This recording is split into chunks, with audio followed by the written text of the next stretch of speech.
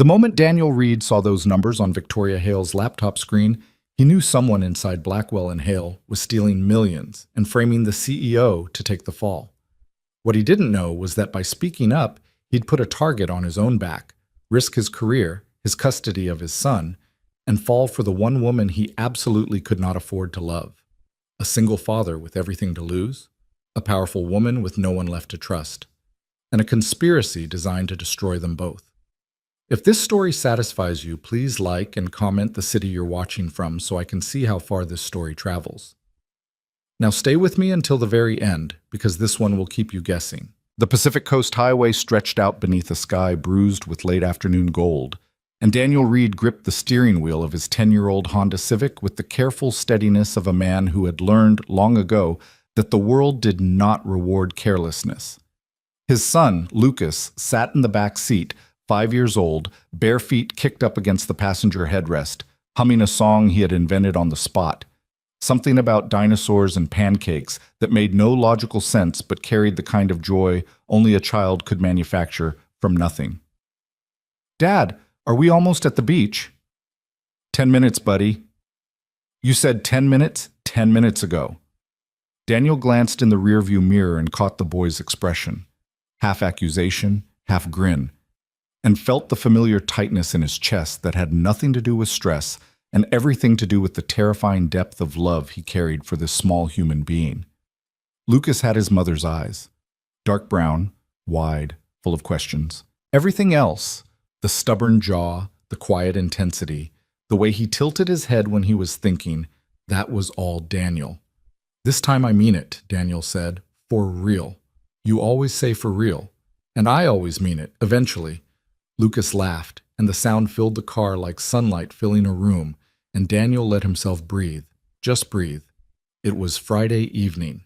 He had 48 hours before the next quarterly review cycle began at Blackwell and Hale, 48 hours before the spreadsheets and conference calls and the suffocating hum of fluorescent lights reclaimed him. 2 days. 2 days to be nothing but a father.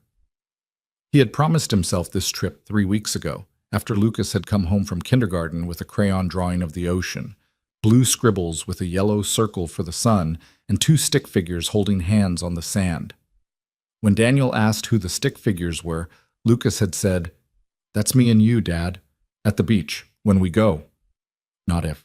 When. The certainty in his son's voice had landed somewhere deep in Daniel's ribs, and he had blocked the weekend off his calendar that same night, sending a short email to his direct supervisor that simply read, "Taking Friday afternoon and the weekend, personal time. Non-negotiable. Non-negotiable." He almost never used that word. Daniel Reed was, by nature and by necessity, a man who negotiated everything.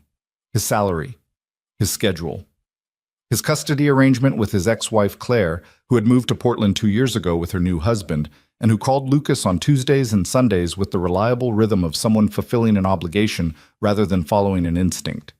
He negotiated parking spots, grocery prices, bedtime routines. He negotiated with himself every morning in the mirror. How much exhaustion was acceptable, how much loneliness was survivable, how much longer he could keep running on discipline alone before something inside him simply stopped. But this weekend was non-negotiable. The beach appeared around a bend in the highway, and Lucas pressed his face against the window so hard that his nose flattened against the glass. Dad, look. I see it. It's so big. It's the ocean, buddy. It's supposed to be big. Bigger than the bathtub. Significantly bigger than the bathtub, yes." Daniel pulled into the public parking lot at Crystal Cove State Park, and before he had even turned off the engine, Lucas was wrestling with his seatbelt like it was a personal enemy. Daniel climbed out, stretched the highway stiffness from his back, and opened the rear door. Lucas tumbled out with the graceless enthusiasm of a puppy discovering grass for the first time. His sandals already half off, his Spider-Man t-shirt already twisted sideways. "Shoes on until we hit the sand," Daniel said. "But Dad..." "Shoes on." Lucas groaned with the dramatic weight of a Shakespearean tragedy, but complied, and together they walked the narrow path through the coastal scrub toward the beach. The air tasted like salt and kelp and something ancient and clean, and Daniel felt the week, the months, the years begin to loosen their grip on his shoulders. He carried their bag in one hand and held Lucas's hand with the other, and for a few steps, the world was exactly the right size. They found a spot near the tide pools, far enough from the main crowd to feel private, but close enough to the water that Lucas could chase the waves without Daniel having a cardiac event every 30 seconds. He spread out the blanket, anchored the corners with their shoes, and sat down while Lucas immediately began his investigation of the nearest tide pool with the intensity of a forensic scientist examining a crime scene. "Dad, there's a crab." "Don't touch it." "I'm not touching it. I'm observing it." "Where did you learn the word observing?" "Miss Patterson. She says scientists observe things before they touch them." Miss Patterson is a wise woman. Daniel pulled a water bottle from the bag, took a long drink, and let his gaze drift along the beach. The late afternoon light had turned everything amber. Families dotted the shoreline. A couple walked hand in hand near the waterline, their footprints filling with foam behind them. A group of teenagers tossed a football with the careless energy of people who had not yet discovered that time was finite, and then his gaze snagged on something unexpected. About 40 yards to his left, a woman sat alone on a large piece of driftwood, her posture rigid, a laptop open on her knees. She wore linen pants rolled to mid-calf, a cream-colored blouse with the sleeves pushed up, and sunglasses that probably cost more than Daniel's monthly car payment. Her dark hair was pulled back in a loose knot, and even from a distance there was something about the set of her jaw. Tight, controlled. The kind of tension that came not from relaxation interrupted, but from relaxation never quite achieved. Daniel recognized her immediately. Victoria Hale, CEO of Blackwell & Hale. His boss's boss's boss. The woman whose signature appeared on every quarterly report he analyzed, whose name was spoken in the halls of the company with a mixture of respect and something that hovered uncomfortably close to fear. He had seen her exactly 3 times in person, twice at company-wide town halls, and once in an elevator, where she had been on her phone and he had been holding a stack of binders and neither of them had spoken. She was 38, had taken over the company from her father 6 years ago, and had a reputation for being brilliant, demanding, and absolutely unreachable. And she was sitting on a beach, alone, staring at a laptop screen with an expression that Daniel, who had spent his entire adult life reading numbers and the stories they told, recognized instantly. She looked like someone who had just discovered a lie. He turned back to Lucas, who was now narrating the crab's life story to himself in a low, serious voice. "He's going home to his family. His name is Carlos the crab. He has 3 kids. That's a lot of kids for a crab. Crabs have big families, Dad." Daniel smiled, but his attention kept drifting back to the woman on the driftwood. It was none of his business. Whatever Victoria Hale was doing on a Friday evening at Crystal Cove with a laptop and an expression like she had swallowed glass was entirely, completely, categorically none of his business. He was a senior financial analyst, a good one, arguably the best in his division, but still just a number on an org chart, 6 levels below the woman sitting 40 yards away. He opened his own phone, checked for messages from Claire, none, checked the weather for tomorrow, sunny, 72, and was about to put it away when Lucas suddenly shrieked with delight and sprinted toward the water's edge after a retreating wave. "Lucas, not past your knees!" Daniel was on his feet in an instant, the bag forgotten, closing the distance between himself and his son with the controlled urgency of a man who knew exactly how fast the Pacific could turn from playground to predator. He caught Lucas at the waterline, scooped him up, and spun him once in the air while the boy laughed so hard he hiccuped. "What did I say?" "Not past my knees." "And what did you do?" "Went past my knees." "But Dad, the wave was running away. I had to catch it." "You do not have to catch waves. Waves are not like buses. They come back." He set Lucas down, and the boy immediately darted sideways to investigate a piece of kelp that had washed up on the sand. Daniel straightened, pushed his hair back from his forehead, and realized with a small jolt that in his dash toward the water, he had covered most of the distance between their blanket and Victoria Hale's driftwood perch. He was now perhaps 10 yards away from her, close enough to see the sharp line of her profile, the way her fingers hovered over the keyboard without pressing any keys, the way the laptop screen cast a pale blue glow against her skin in the fading light.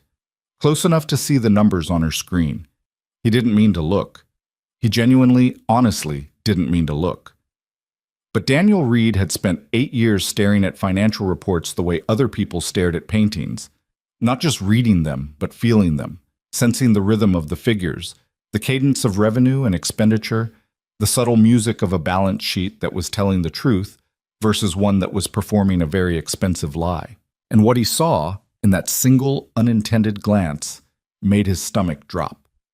The spreadsheet on Victoria Hale's screen was a consolidated financial summary. He recognized the format because he had helped design the template 2 years ago. But the numbers were wrong. Not wrong in the way of a typo or a rounding error. Wrong in the way of a building whose foundation had been quietly removed while everyone inside continued to pour themselves coffee and discuss the quarterly growth targets. Wrong in the way that meant someone, somewhere, had been very carefully, very deliberately making the book say something they were not supposed to say.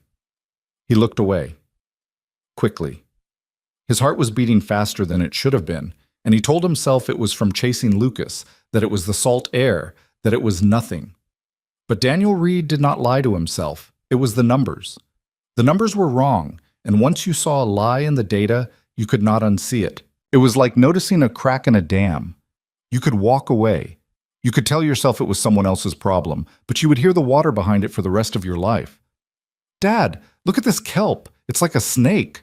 That's very cool, buddy. Don't eat it. I wasn't going to eat it. You have a history. Lucas dropped the kelp with theatrical offense and ran back toward the tide pools, and Daniel stood in the sand and made a decision. It was a small decision, the kind that looks like nothing when you make it and looks like everything when you look back on it years later. He decided to walk over. Not because he was ambitious, not because he wanted to impress the CEO, not because he had any agenda beyond the simple, unavoidable fact that he had seen something wrong and his entire professional identity was built on the principle that when numbers lie, someone has to say so. He approached carefully, the way you'd approach a conversation you weren't sure you were invited to. "Excuse me, Ms. Hale." She looked up sharply, her sunglasses reflecting the sunset, and for a moment the rigidity in her posture intensified into something almost defensive, the reflex of a woman accustomed to being approached with requests, demands, angles. Then her expression shifted to something closer to confusion. She clearly did not recognize him. "I'm sorry, do we—" "Daniel Reed, Senior Financial Analyst, Corporate Reporting Division. I work on the quarterly consolidation team." Victoria studied him. Behind the sunglasses, he could feel her eyes moving across his face like someone reading a document, fast and thorough, searching for the thesis statement. "You're a long way from the office, Mr. Reed." "So are you." The faintest hint of something, not a smile, not yet, but the shadow of a smile's approach, flickered across her lips. "Fair point." She glanced at the laptop, then back at him. "Is there something I can help you with?" "Actually, I think it might be the other way around." A pause. The kind of pause that sits between two people when one of them has said something the other did not expect. Victoria lifted her sunglasses, pushed them onto her head, and Daniel got his first clear look at her eyes. Gray-green, sharp, and deeply, unmistakably tired. Not the tiredness of a long day, the tiredness of a long fight that no one else could see. "I'm sorry?" Daniel hesitated. He was acutely aware that what he was about to say could end his career or save hers, and there was absolutely no way to know which outcome was more likely. He glanced back at Lucas, who was now arranging shells in a careful line along the edge of the tide pool, completely absorbed in his own small, perfect world. "I saw your screen," Daniel said quietly. "I didn't mean to, but I did. And those numbers, the consolidated summary, the Q3 revenue figures, something is wrong with them." Victoria's expression did not change, but something behind it shifted, a tightening, a sharpening, like a lens adjusting focus. Wrong how? The revenue allocation between the domestic and international divisions. The ratios don't match the subsidiary reports I filed last month. Someone has adjusted the figures after the consolidation process, after my team's work was finalized. The variance is subtle, maybe 2 to 3% per line item, but it's consistent enough to be deliberate. Victoria closed the laptop slowly, not with anger, with precision. The way you close a door when you don't want anyone to hear the latch. How do you know what the subsidiary report said? Those are above your clearance level. No, they're not. I built the consolidation model. I see every number that feeds into the final report before it goes to your office. Or at least, I see every number that's supposed to feed into it. What I saw on your screen doesn't match what I submitted. Victoria was very still. The ocean moved behind her, waves folding and unfolding against the sand, and for a long moment the only sound was the water and a seagull crying somewhere overhead, and Lucas singing quietly to himself about Carlos the crab and his 3 children. "You're telling me," Victoria said, each word measured and deliberate, "that someone altered the financial reports after they left your team and before they reached my desk." "That's what it looks like, yes." "And you're telling me this on a beach, on a Friday evening, while your son plays in the tide pools." Seemed better than putting it in an email. Something broke through Victoria's controlled expression then, a sharp, involuntary breath that might have been a laugh if it hadn't been carrying so much weight behind it. She pressed her fingers against her temples, closed her eyes for 3 seconds, and when she opened them again, they were focused on Daniel with an intensity that made his skin prickle. "Sit down, Mr. Reed." He sat on the opposite end of the driftwood, leaving a careful distance between them. Victoria reopened the laptop and turned the screen toward him. "Show me." Daniel leaned forward. The numbers glowed against the darkening sky, and he fell into them the way he always did, completely, instinctively, the way a musician falls into a piece of music they have played 1,000 times. His finger traced the columns without touching the screen. "Here. The domestic revenue for Q3 shows a 12% increase over Q2, but the subsidiary breakdowns, which I prepared, show an 8% increase. Someone inflated the domestic numbers by 4% and decreased the international allocation by a corresponding amount. Why? To make the domestic division look stronger than it is. If you're reading this report at face value, it looks like domestic growth is outpacing international. That changes the strategic calculus for the board. It makes international look like a drag on performance." Victoria's jaw tightened. "The board has been pushing me to divest from international operations for 6 months. Then someone is giving them exactly the ammunition they need." Silence. The waves, the wind, Lucas's voice, small and bright and impossibly far from the darkness of what they were discussing. "Dad, Carlos has a girlfriend." "That's great, buddy. Stay where I can see you." Daniel turned back to Victoria. Her face was composed, but her hands, resting on the edges of the laptop, were trembling almost imperceptibly. He noticed because noticing was what he did. Numbers and the people behind them, the stories that data told and the ones it tried to hide. "How long have you suspected something was wrong?" he asked. Victoria didn't answer immediately. She stared at the screen, at the numbers that had been weaponized against her without her knowledge, and when she spoke, her voice was stripped of the corporate armor she wore like a second skin. 6 months. Maybe longer. Little things. Reports that didn't feel right. Board members asking questions that seemed too specific, too targeted, as if they already knew the answers they wanted and were just waiting for the data to confirm them. "My CFO resigned 3 months ago, effective immediately, no explanation, just a letter and an empty office. I've been reviewing the financials myself since then, trying to understand what he left behind." "And what has the board said about the CFO vacancy?" "They've been very helpful." The sarcasm in her voice was precise and bitter. "They've recommended 3 candidates. All of them have connections to Marcus Webb." Daniel recognized the name. Marcus Webb was the longest-serving board member at Blackwell and Hale, a man whose institutional knowledge was matched only by his institutional appetite. He had been on the board since Victoria's father's era, and there were people in the company who still treated him as the real power behind the throne. "You think Webb is behind the altered numbers," Daniel said. It wasn't a question. "I think Marcus Webb wants my company, and he's been building the case, quietly, methodically, over years, that I'm not competent enough to run it. If the financials show declining international performance and stagnant domestic growth, the board has grounds to question my leadership. If the board questions my leadership, they can force a vote. If they force a vote, Marcus has the allies to win it." She turned to look at Daniel directly. "And until 2 minutes ago, I had no proof. Just instinct and insomnia." Daniel exhaled slowly. The weight of what she was describing settled on him like a physical thing. a plot so patient and precise that it had been running beneath the surface of the company for months, maybe years, invisible to everyone except the woman it was designed to destroy. "You have proof now," he said. "I have an analyst I've never met telling me something on a beach. That's not proof. That's a conversation." "Then let me make it proof." Victoria studied him again, longer this time, with the careful scrutiny of a woman who had learned that trust was a luxury she could not afford. "Why?" she asked. "Why would you involve yourself in this? You have a career, you have a child. This isn't your fight."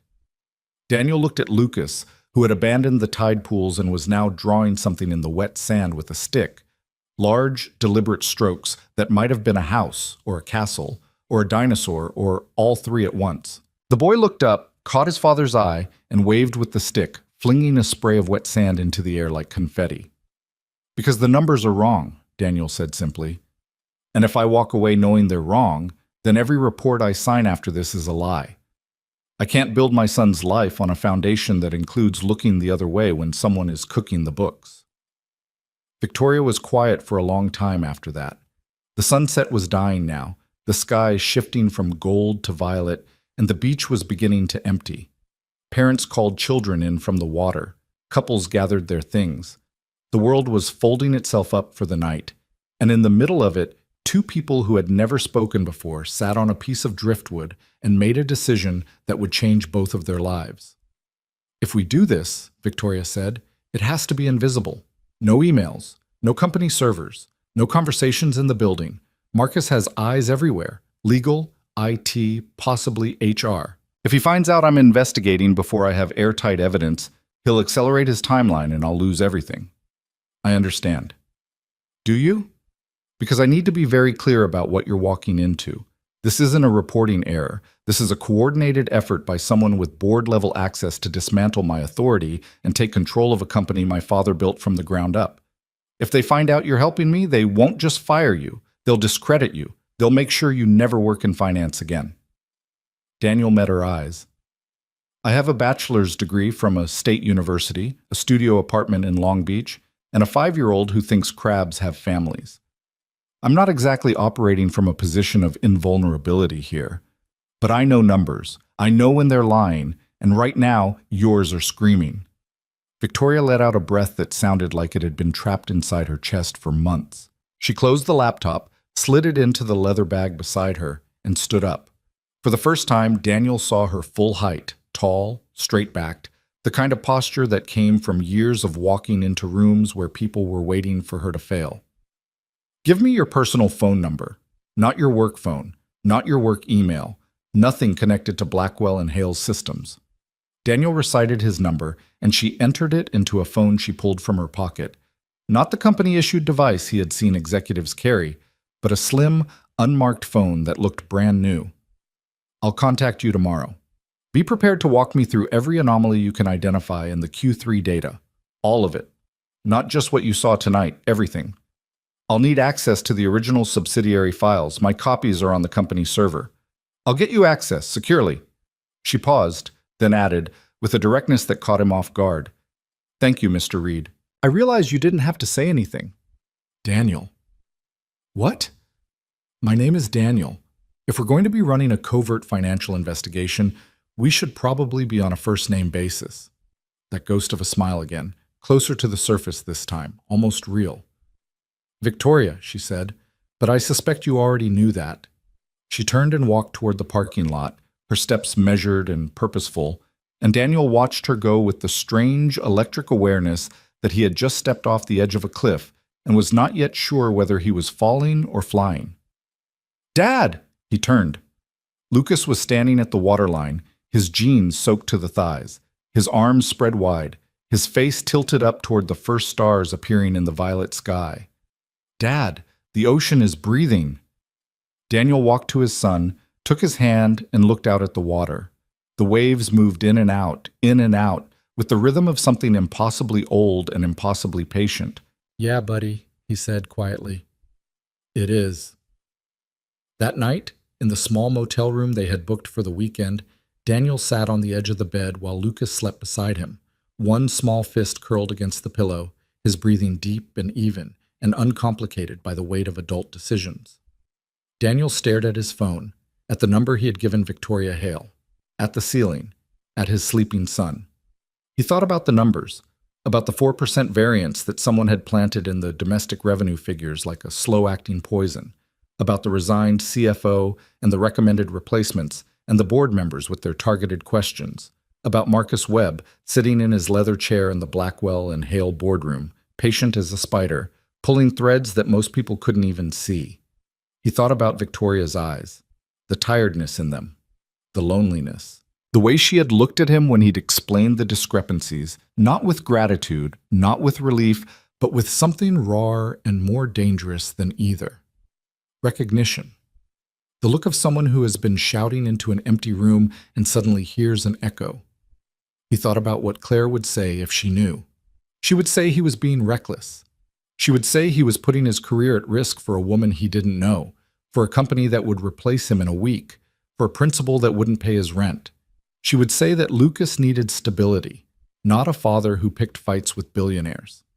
And she would be partially right. That was the problem with Claire's arguments. They were always partially right, which made them almost impossible to fully dismiss and absolutely impossible to fully accept. But the numbers were wrong. Daniel Reed had built his entire life on the belief that numbers didn't lie, that in a world of shifting loyalties and broken promises and people who said one thing and meant another, the data was the one thing you could trust. If you read it honestly, if you followed it where it led, if you refused to look away when it showed you something ugly, then at least you knew where you stood. Someone at Blackwell and Hale had violated that trust. Someone had taken the numbers, his numbers, the ones he had checked and rechecked and certified with his name, and twisted them into a weapon aimed at a woman whose only crime was inheriting a company that other people wanted to own. He couldn't let that stand. He reached for his laptop, opened it in the dim light of the motel room, and began to build a shadow model, a parallel set of calculations, entirely offline, entirely disconnected from the company network, reconstructing the Q3 figures from memory and from the personal backup notes he kept in an encrypted file that had been a habit since his second year as an analyst. It was tedious. It was painstaking. It was the kind of work that most people found unbearable and that Daniel found almost meditative. By 2 a.m., he had reconstructed enough of the original data to confirm what he'd told Victoria on the beach. The variance was real. It was consistent. And it was not random. Whoever had altered the numbers understood the consolidation process intimately, understood which figures could be adjusted without triggering automated flags, understood which ratios the board reviewed and which they didn't, understood exactly how much distortion could be introduced before the overall picture became obviously inconsistent. This was not the work of an amateur. This was someone inside the system, someone who knew the architecture of Blackwell and Hale's financial reporting as well as Daniel did, possibly better. He closed the laptop, set it on the nightstand, and lay down beside his son. Lucas shifted in his sleep, reaching out one small hand until it found Daniel's arm and gripped it with the unconscious certainty of a child who has never had reason to doubt that his father will be there when he wakes up. Daniel stared at the ceiling for a long time. The phone buzzed at 6:47 a.m. Lucas was already awake, sitting cross-legged on the floor, watching cartoons at a volume that was technically a whisper but functionally a negotiation. Daniel picked up the phone, a text from an unknown number. "Meet me at Laguna Niguel, Café Dolce. 10 a.m. Come alone. Bring your shadow numbers." He stared at the message. She had said she would contact him tomorrow, and here it was. Tomorrow. And the reality of what he had agreed to arrived with the daylight like a bill coming due. "Dad, can we go to the beach again?" "After breakfast, buddy. I have to make a quick stop first." A work stop. Lucas said the word work the way other children said vegetables, with a resigned understanding that it was an unavoidable part of life, but not one that deserved enthusiasm. "A quick one." "You always say quick, and I always mean it. Eventually." Lucas gave him a look that was so purely Claire, skeptical, knowing, patient, that Daniel felt a pang of something he couldn't quite name. He picked up his phone, typed a reply, and set the course of his life on a heading he could not reverse. "I'll be there." And the numbers don't lie. He put the phone down, lifted Lucas onto his hip, and carried him to the motel's breakfast room where the coffee was terrible and the pancakes were worse, and his son ate 3 of them with the satisfied concentration of a food critic who had decided, against all evidence, that this was the finest meal he had ever encountered.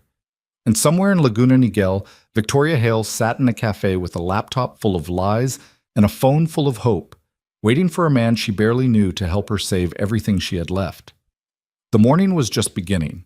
The truth was still buried, and the people who had buried it had no idea that a single father with a state school degree and a 5-year-old who named Krabs had just become the most dangerous person in the building. Cafe Dolce sat on a quiet corner in Laguna Niguel, the kind of place that survived on regulars and good espresso rather than foot traffic or Instagram aesthetics. Daniel arrived 12 minutes early because he had always been the kind of man who believed that punctuality was a form of respect, and because Lucas had fallen asleep in the car seat after a breakfast that had involved an alarming quantity of syrup, and Daniel needed those 12 minutes to sit in the parking lot with his sleeping son and ask himself one more time whether he was making the right decision. The shadow model was on a flash drive in his jacket pocket. 37 pages of reconstructed data cross-referenced against his personal notes, annotated with every discrepancy he had identified between the figures he had submitted and the figures that had appeared on Victoria Hale's laptop screen. He had stayed up until nearly 3 in the morning building it, working in the dim glow of the motel room while Lucas slept, and the ocean murmured through the thin walls. And now, in the clear California morning, the weight of what those 37 pages represented sat in his pocket like a loaded weapon. He looked at Lucas in the rearview mirror. The boy's head was tilted against the car seat at an angle that would produce a spectacular neck complaint when he woke up, his mouth slightly open, his Spider-Man shirt still stained with syrup from breakfast. 5 years old. Entirely dependent on a man who was about to walk into a cafe and hand classified financial evidence to the CEO of a multi-billion-dollar corporation in what amounted to a covert operation against one of the most powerful board members in American corporate finance. Daniel closed his eyes, opened them, checked the time, checked his phone. No new messages from Victoria, no messages from Claire, no messages from anyone, because the truth was that Daniel Reed's phone was a remarkably quiet place. He had colleagues, not friends. He had a custody schedule, not a social life. He had numbers, and his son, and a quiet apartment in Long Beach where the dishes were always done and the silence was always loud.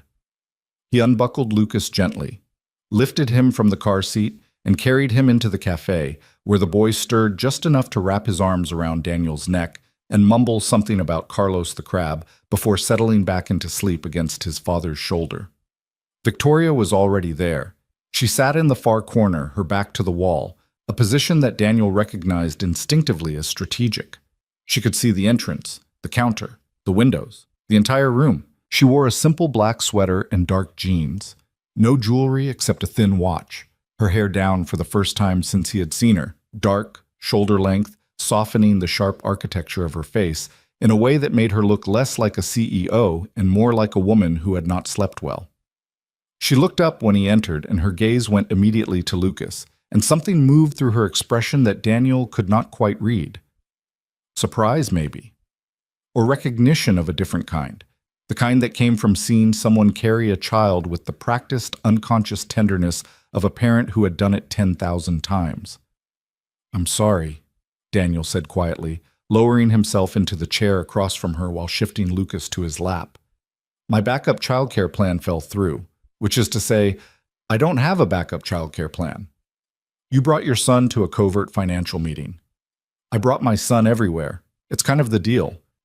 Victoria looked at Lucas, the syrup-stained shirt, the bare feet where his sandals had fallen off somewhere between the car and the cafe, the small hand gripping a fold of Daniel's jacket, and the faintest crack appeared in her composure.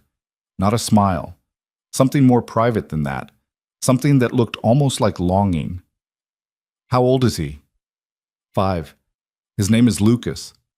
He sleeps through anything?" "He sleeps through everything except the ice cream truck. That sound could wake him from a coma." Victoria exhaled through her nose in a way that was almost a laugh, and then the moment passed, and the sharp focus returned to her eyes, and she was the CEO again, the woman with a company to save and enemies to outmaneuver and no margin for sentimentality. Show me what you found. Daniel pulled the flash drive from his jacket, set it on the table between them, and began to talk. He kept his voice low, conscious of the sleeping child on his lap, and the barista behind the counter, and the handful of other customers scattered through the cafe, none of whom appeared to be paying them any attention, but all of whom represented, in Daniel's newly heightened awareness, potential witnesses to a conversation that could destroy careers. I reconstructed the Q3 subsidiary data from my personal notes. I keep shadow copies of every consolidation model I build, encrypted, on a personal drive. It's a habit I started my second year at the company after a server crash wiped 3 weeks of work and nobody could recover it. That's not standard procedure. No, it's paranoia. But it turns out paranoia has its uses. Victoria took the flash drive but didn't plug it in. She held it between her fingers like a chess piece, studying Daniel's face with the same intensity she had shown on the beach. Walk me through the discrepancies, all of them. Daniel did. He spoke for nearly 20 minutes, his voice steady and precise, mapping the financial landscape of the fraud the way a surgeon might describe the interior of a body, methodically, without emotion, letting the facts carry their own weight.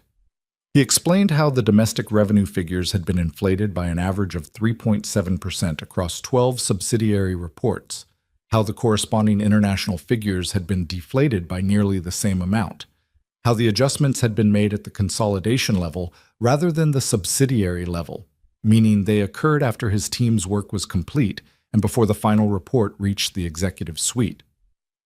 He explained how the pattern was not random but rhythmic, following a quarterly cadence that had started, as far as he could tell from the data available to him, approximately 18 months ago, coinciding almost exactly with the period when the board had begun its push to divest from international operations. He explained how the variance was calibrated with surgical precision, always staying below the threshold that would trigger the company's automated reconciliation alerts, always large enough to shift the strategic narrative, but small enough to escape casual scrutiny.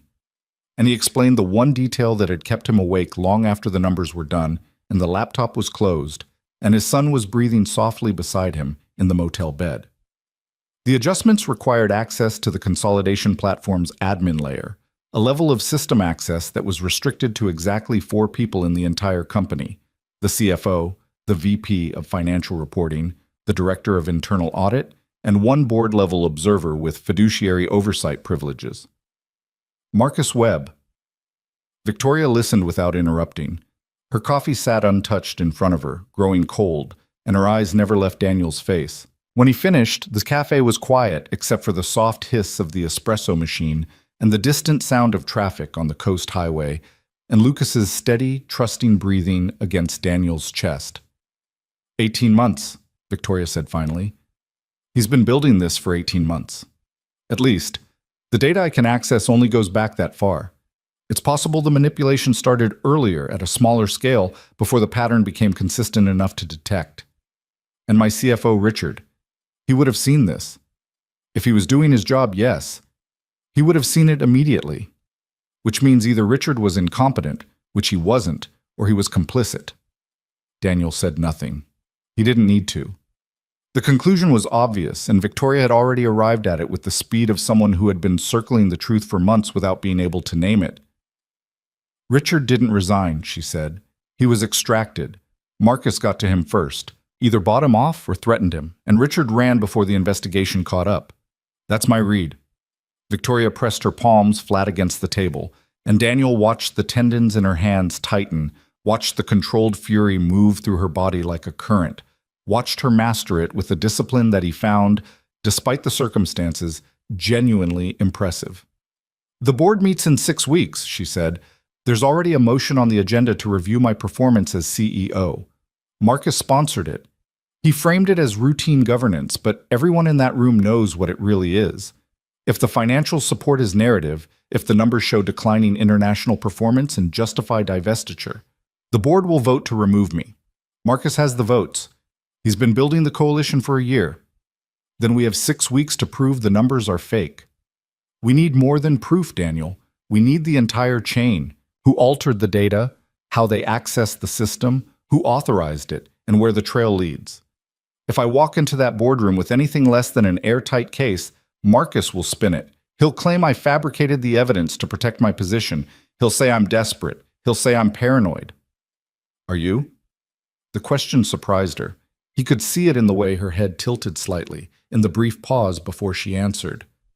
Paranoid? No. Angry? Absolutely. But anger is a luxury I can't afford right now. What I need is precision. Then you need me inside the system. Victoria studied him for a long moment. That's a significant risk for you. I'm already at risk. The moment I told you about the discrepancies on that beach, I became a liability to whoever is running this. The only question is whether I'm a liability with leverage or a liability without it. And your son? What happens to Lucas if this goes sideways?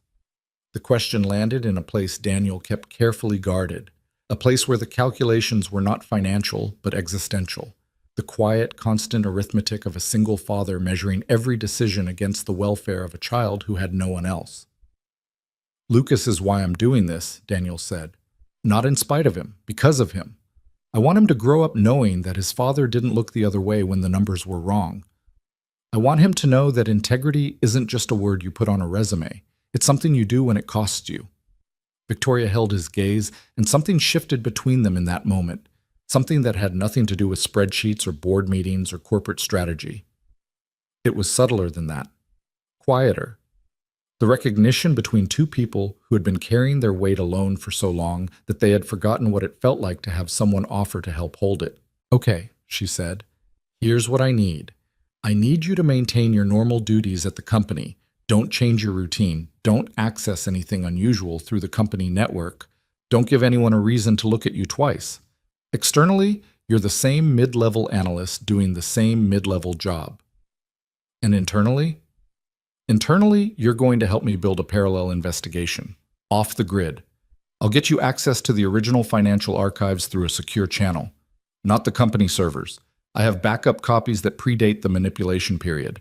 We compare those against the current reports, document every alteration, and trace the access logs to identify who made the changes. The access logs might be scrubbed. They might, but Marcus is arrogant. He's been getting away with this for 18 months. People who get away with things for that long start to believe they're invisible, and invisible people get sloppy. Daniel nodded slowly. Lucas stirred on his lap, murmured something about pancakes, and settled back into sleep. Daniel adjusted his grip, holding the boy a little tighter, and met Victoria's eyes. One condition, he said. Name it. If this falls apart, if we get caught before we have enough evidence, if Marcus makes a move before we're ready, you protect yourself first. Don't sacrifice your position to cover for me. I can find another job. I can rebuild a career. But you only get one shot at keeping your company, and if Marcus wins, it won't just be your name on the line. It'll be every employee, every division, every person whose livelihood depends on Blackwell and Hale being run by someone who actually gives a damn. Victoria was quiet for a moment that stretched longer than it should have, and when she spoke, her voice carried an edge he hadn't heard before. Not anger, not authority, but something closer to hurt. You don't know me well enough to assume I'd let someone take the fall for me. I'm not assuming. I'm negotiating. It's what I do. I thought you said you do numbers. Numbers are just negotiations with the truth. Victoria looked at him, and this time the almost smile broke through fully. Brief, unexpected, like sunlight through a crack in overcast sky. And Daniel felt something in his chest that he had not felt in a very long time. Something warm and dangerous and entirely inappropriate given the circumstances. He pushed it aside. There was work to do. They spent the next hour building a plan. Victoria outlined the corporate structure and the key players, Marcus Webb's allies on the board, the departments most likely compromised, the IT systems that would need to be audited without triggering internal alerts. Daniel mapped the financial architecture, identifying the specific data points that would serve as evidence, the reconciliation checkpoints that had been bypassed, the metadata signatures that might survive even if the primary access logs had been altered. Lucas woke up halfway through, blinked at his surroundings with the philosophical acceptance of a child accustomed to waking up in unexpected places, and asked if he could have a cookie. Daniel bought him the largest chocolate chip cookie the cafe offered, and a glass of milk. And the boy sat in the chair beside him, swinging his legs and eating his cookie with meticulous attention to the chocolate chip distribution, while two adults plotted the exposure of a corporate conspiracy 6 inches away. "Dad, who's that?" Lucas asked, pointing at Victoria with a chocolate-smeared finger. "That's Victoria. She's someone Dad works with." Lucas studied Victoria with the unfiltered directness that only children possess. "You look tired," he announced. Daniel opened his mouth to redirect the conversation, but Victoria answered before he could. "I am tired," she said. "It's been a long week. My dad's always tired too. He says it's because grown-ups have too many things to think about." Your dad is absolutely right. He says when you have too many things to think about, you should think about the ocean instead, because the ocean doesn't have problems. Victoria looked at Daniel, and the expression on her face was one he would remember for a long time afterward, a kind of astonished tenderness, as if the child's simple wisdom had reached through every layer of corporate armor and strategy and exhaustion, and touched something underneath that she had been trying very hard to protect.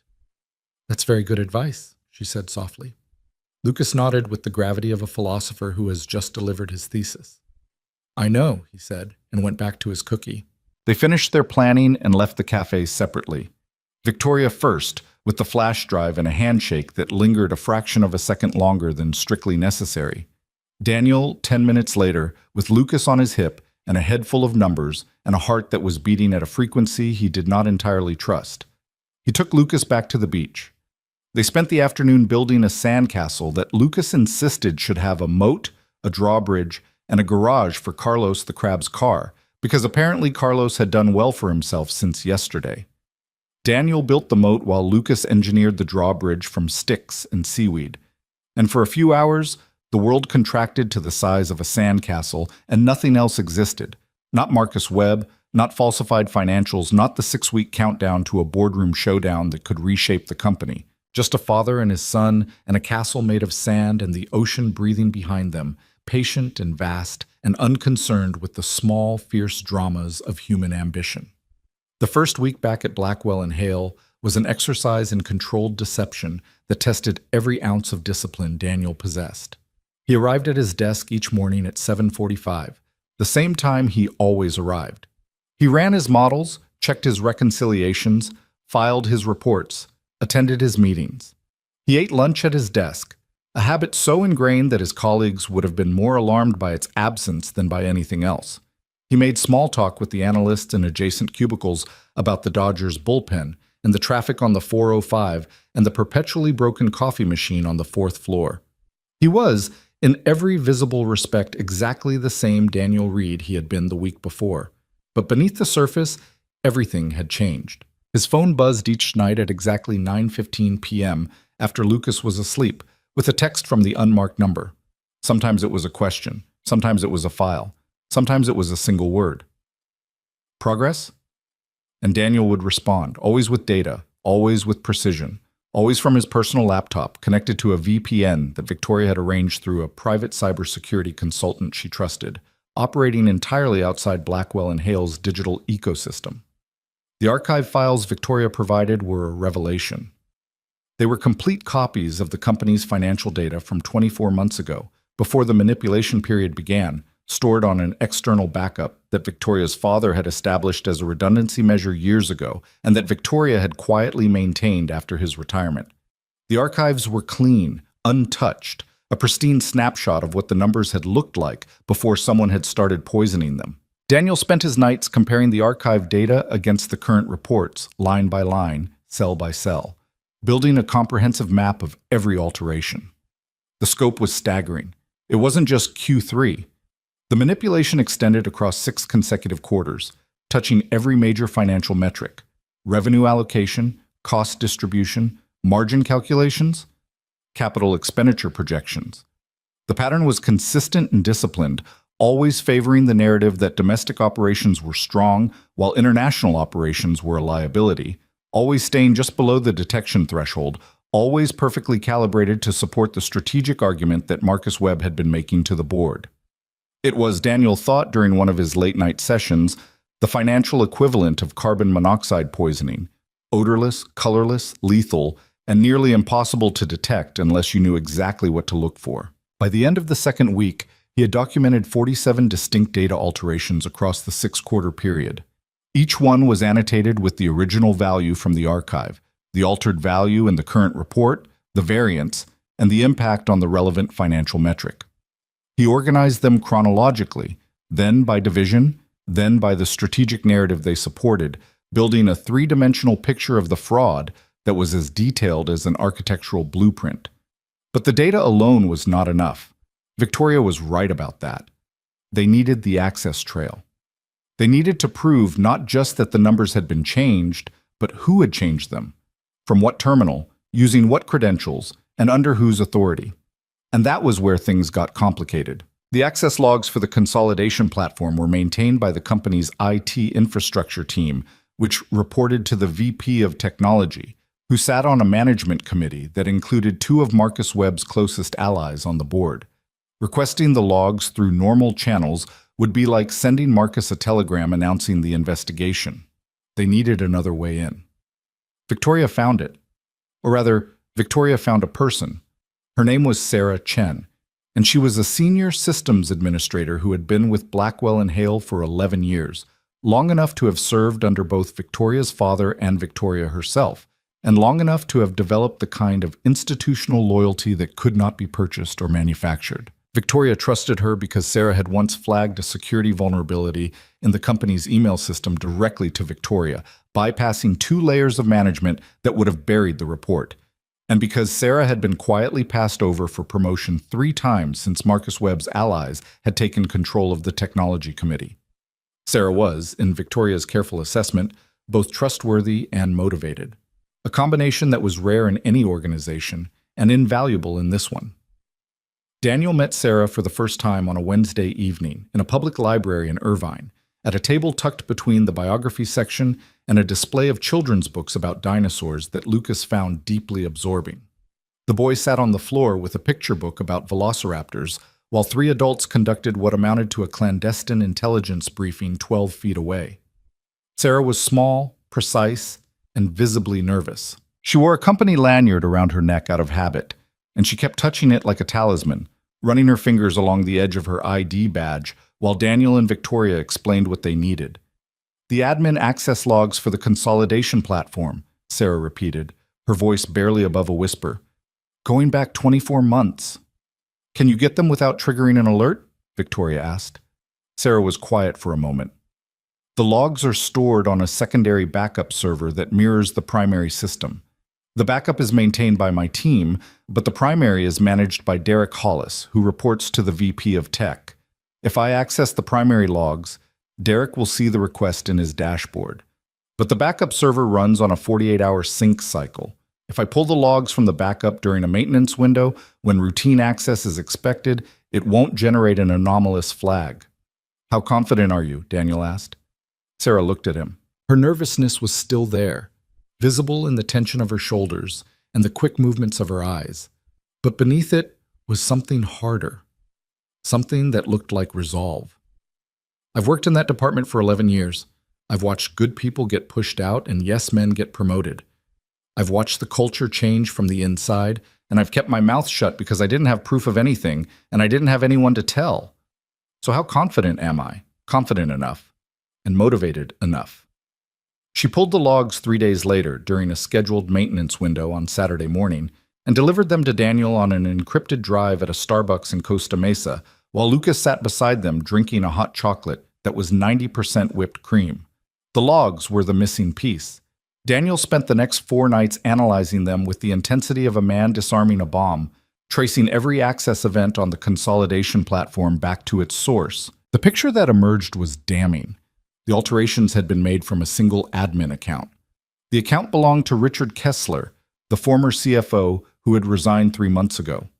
But the access timestamps told a different story. Many of the changes had been made outside of normal business hours, on weekends and holidays, from an IP address that did not correspond to Richard's office, his home, or any location associated with his personal devices. The IP address traced back to a private network registered to Webb Capital Partners, Marcus Webb's personal investment firm. Someone had been using Richard's credentials remotely from Marcus Webb's own office to alter the financial data. Either Richard had handed over his login information willingly, or his credentials had been compromised without his knowledge.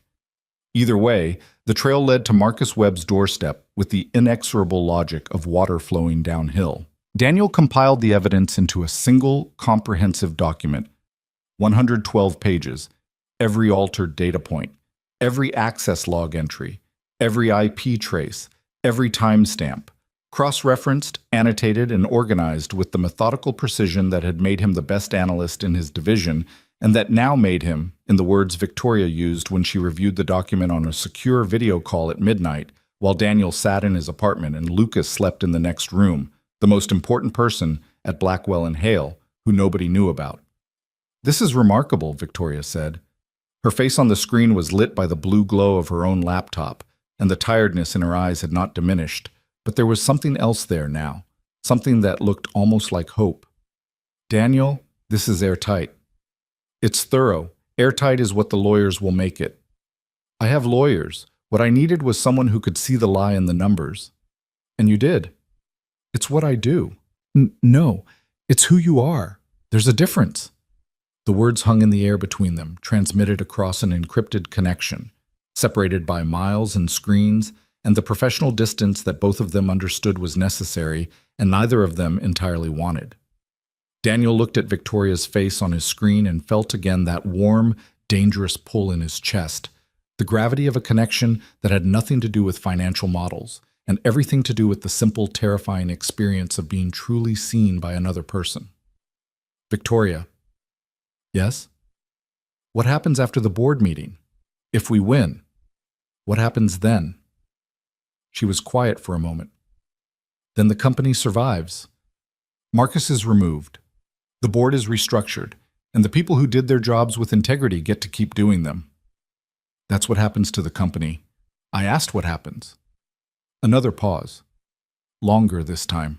And when Victoria spoke, her voice was stripped of its corporate register, raw and honest in a way that Daniel had heard only once before.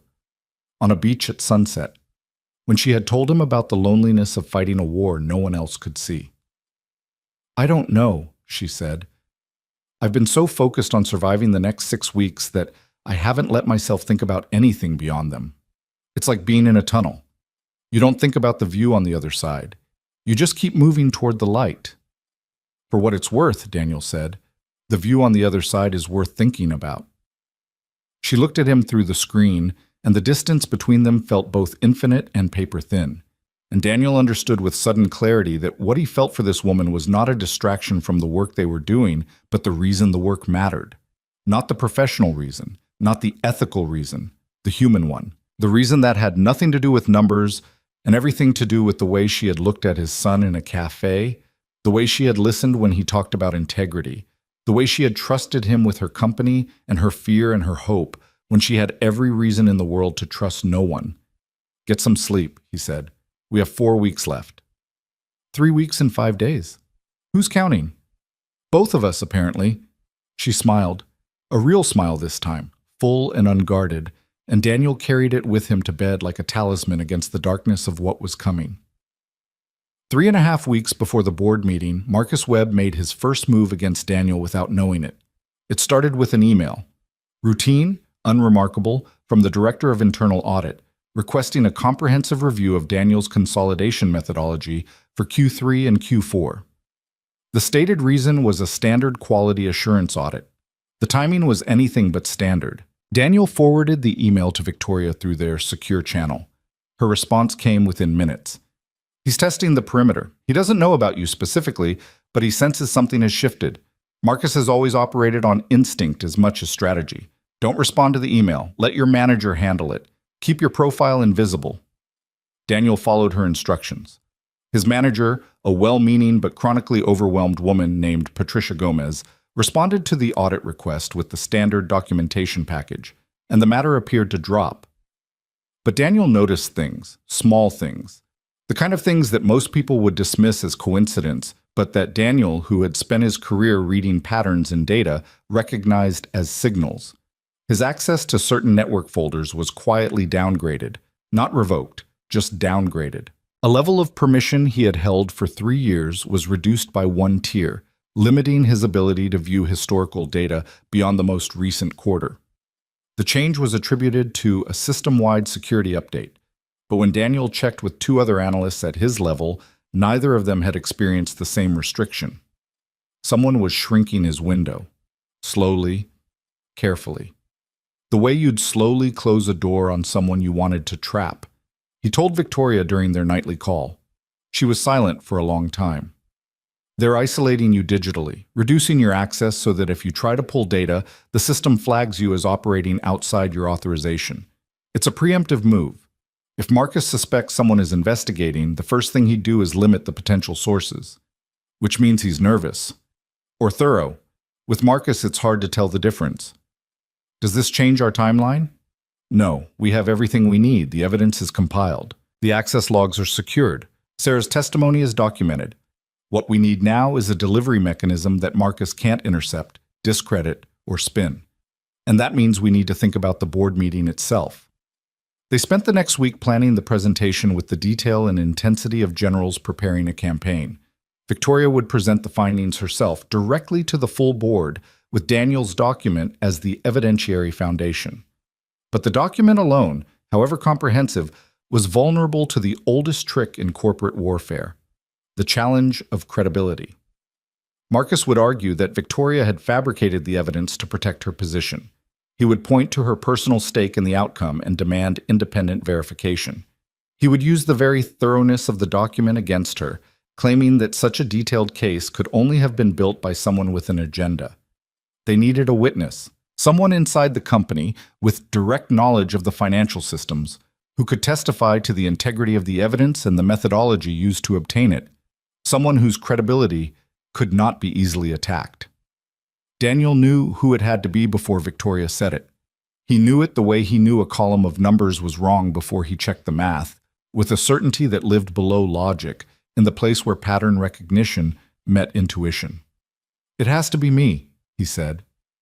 "Daniel, I know what you're going to say. It puts me in the open. It makes me a target. It risks my career and my anonymity and my comfortable invisibility on the 6th floor. But Victoria, the evidence I compiled is built on my methodology, my models, my shadow data. No one else can walk the board through it with the same authority. If you present it alone, Marcus will call it a power play.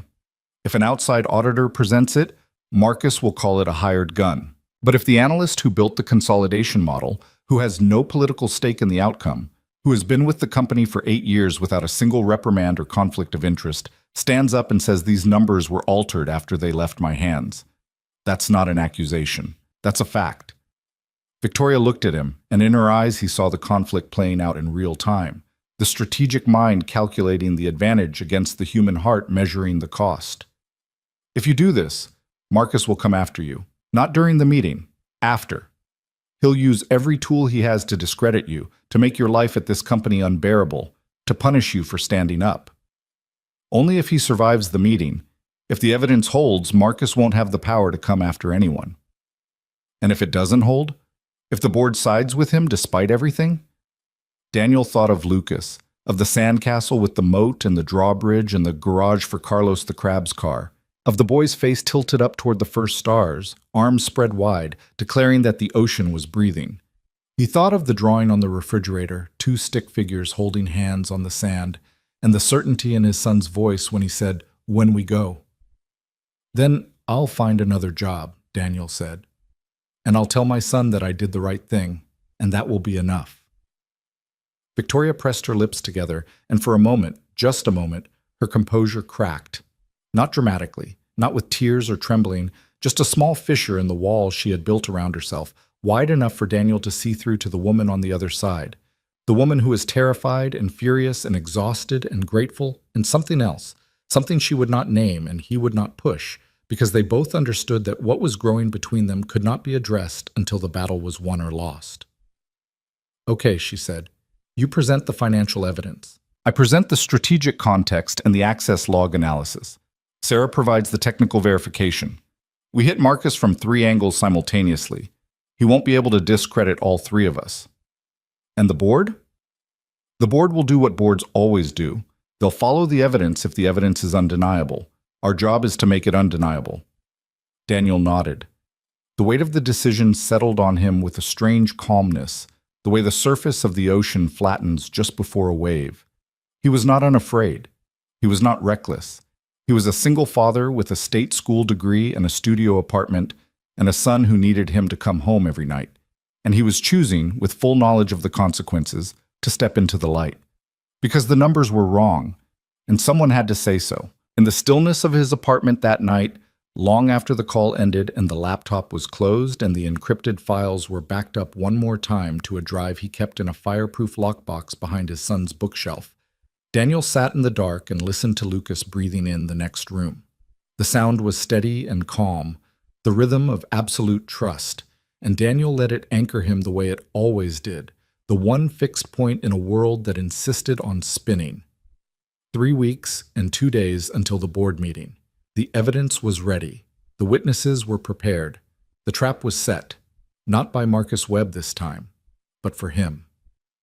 And somewhere across the sprawling, light-streaked darkness of Southern California, Victoria Hale sat alone in the penthouse office of the company her father had built, staring at a photograph on her desk of a man who had believed that business was built on trust.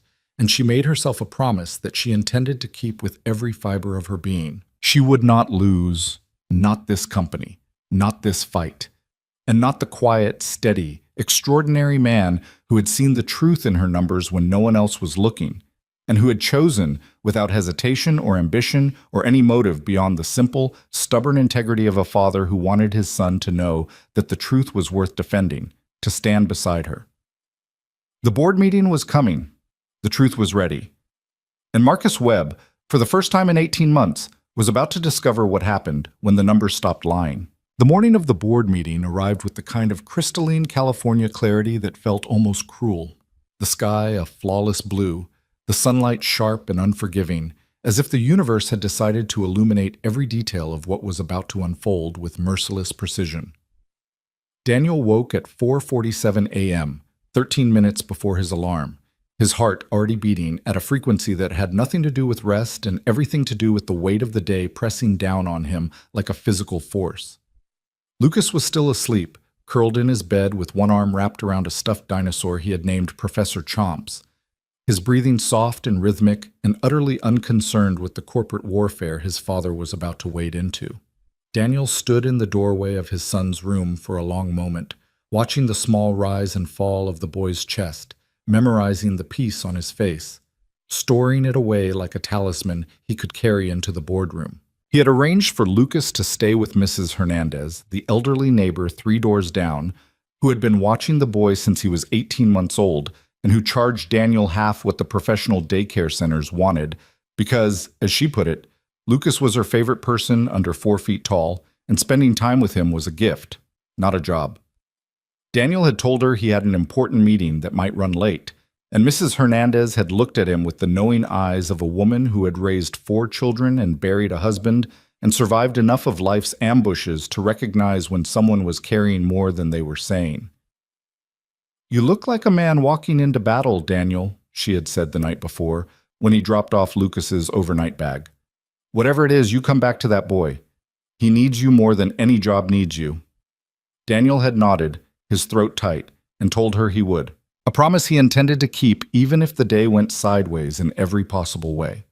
He showered, dressed in his best suit, the charcoal gray one he had bought for his mother's funeral 3 years ago and had worn exactly twice since, and stood in front of the mirror trying to recognize the man looking back at him. The suit fit differently than it used to, the shoulders broader from the stress weight he had lost over the past 6 weeks, the lines around his eyes deeper from the late nights and the encrypted calls and the slow accumulation of evidence that was now sitting on a flash drive in his jacket pocket like a bomb waiting to detonate. He looked, he thought, like someone who was about to do something irreversible. Which was exactly right. The drive to Blackwell and Hale's corporate headquarters in downtown Los Angeles took 43 minutes, and Daniel spent every one of them running through the presentation in his head, the key data points, the pivot moments, the questions Marcus would likely raise, and the responses Daniel had prepared. He had rehearsed the material so many times over the past week that it had become almost automatic, the words flowing through his consciousness like a river that had carved its own channel. But beneath the preparation, Beneath the professional discipline, there was something else. A vibration in his chest that felt like fear and exhilaration, and something close to grief, the acknowledgement that after today, nothing would be the same. Win or lose, Daniel Reed would no longer be invisible. The comfortable anonymity of the sixth floor, the quiet satisfaction of doing excellent work that no one noticed, the safety of being just another number on an org chart, all of that was about to end. He parked in the underground garage at 7:15 a.m. The board meeting was scheduled for 9 o'clock. Victoria had arranged for him to enter through a service entrance that bypassed the main lobby, reducing the chance that he would be seen by anyone who might alert Marcus to the presence of an unexpected participant. Sarah Chen would arrive separately, through the loading dock, with a security escort that Victoria had quietly arranged through a former colleague in building operations who owed her a favor. The war room, Victoria's term for the small conference room on the executive floor where they would finalize their preparations, was empty when Daniel arrived. The lights were off, the blinds drawn, and for a moment he stood alone in the darkness, feeling the weight of the building around him, the hum of the ventilation system, the distant sound of elevators moving through their shafts. This was the company he had given 8 years of his life to, the place where he had built his career, refined his skills, proven his value through thousands of hours of meticulous work that had produced reports that had guided decisions worth billions of dollars. And in less than 2 hours, he was going to stand in front of the most powerful people in this building and tell them that their trust had been betrayed. The door opened and Victoria entered, and the sight of her made Daniel's breath catch in a way that had nothing to do with the meeting.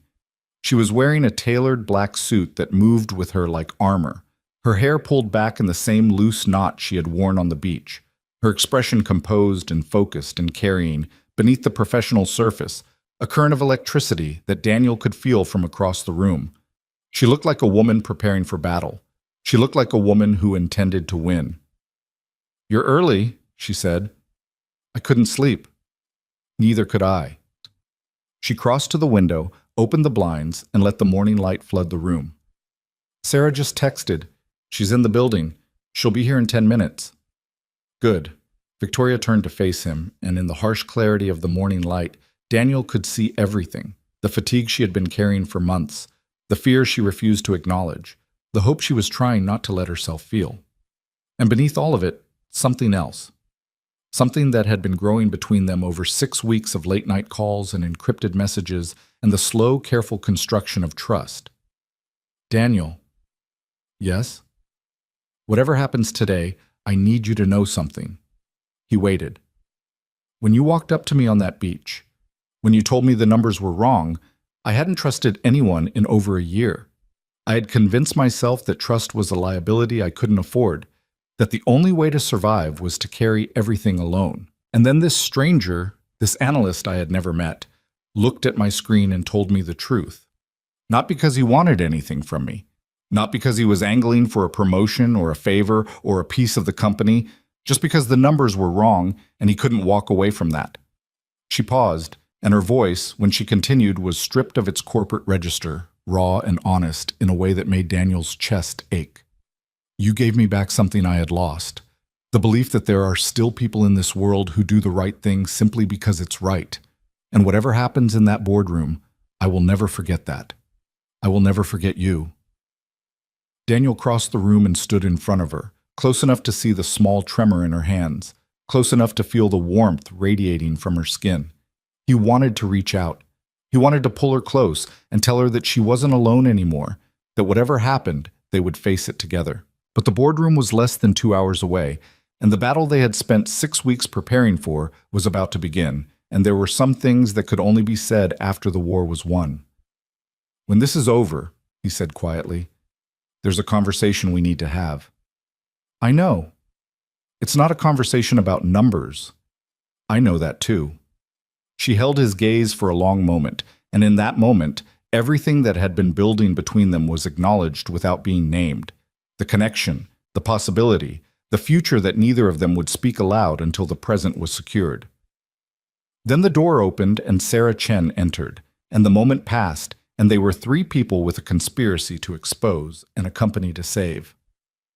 The next 90 minutes were a blur of preparation. They reviewed the presentation one final time, Sarah walking them through the technical verification of the access logs while Daniel outlined the financial evidence and Victoria coordinated the strategic flow. They tested the projector, the backup projector, the second backup that Sarah had brought just in case.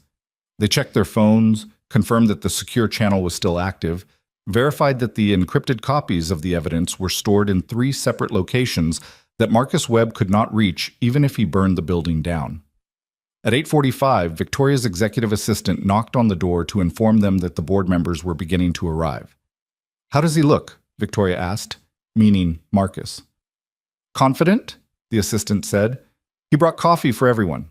The good stuff, from that Italian place he likes." Victoria smiled, but there was no warmth in it. "He always brings gifts when he's about to take something. It's a tell." They made their way to the main boardroom at 8:55. The space was everything Daniel had imagined it would be.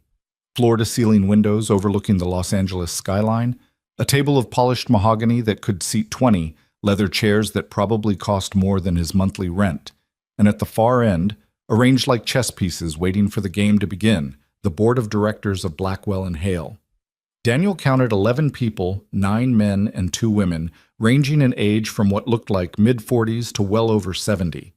They chatted in small clusters, holding Marcus Webb's expensive coffee, exuding the comfortable confidence of people who were accustomed to making decisions that affected thousands of lives before their second cup. And at the head of the table, in the chair that should have belonged to Victoria, but that he had clearly claimed through the simple act of sitting in it first, was Marcus Webb himself. He was 63 years old, silver-haired, impeccably dressed in a suit that Daniel recognized as custom-tailored, with the kind of face that looked distinguished in photographs and predatory in person. His eyes tracked Victoria as she entered the room, and the smile he offered her was warm and welcoming and entirely without sincerity. The smile of a man who had already won and was simply waiting for the rest of the world to catch up. "Victoria," he said, rising from the chair with a courtesy that felt more like a challenge. "Thank you for joining us. I believe you have some remarks prepared?" "I do, Marcus. Thank you for the chair." She did not sit in it. Instead, she walked to the presentation screen at the far end of the room and stood with her back to the windows, the morning light framing her like a portrait.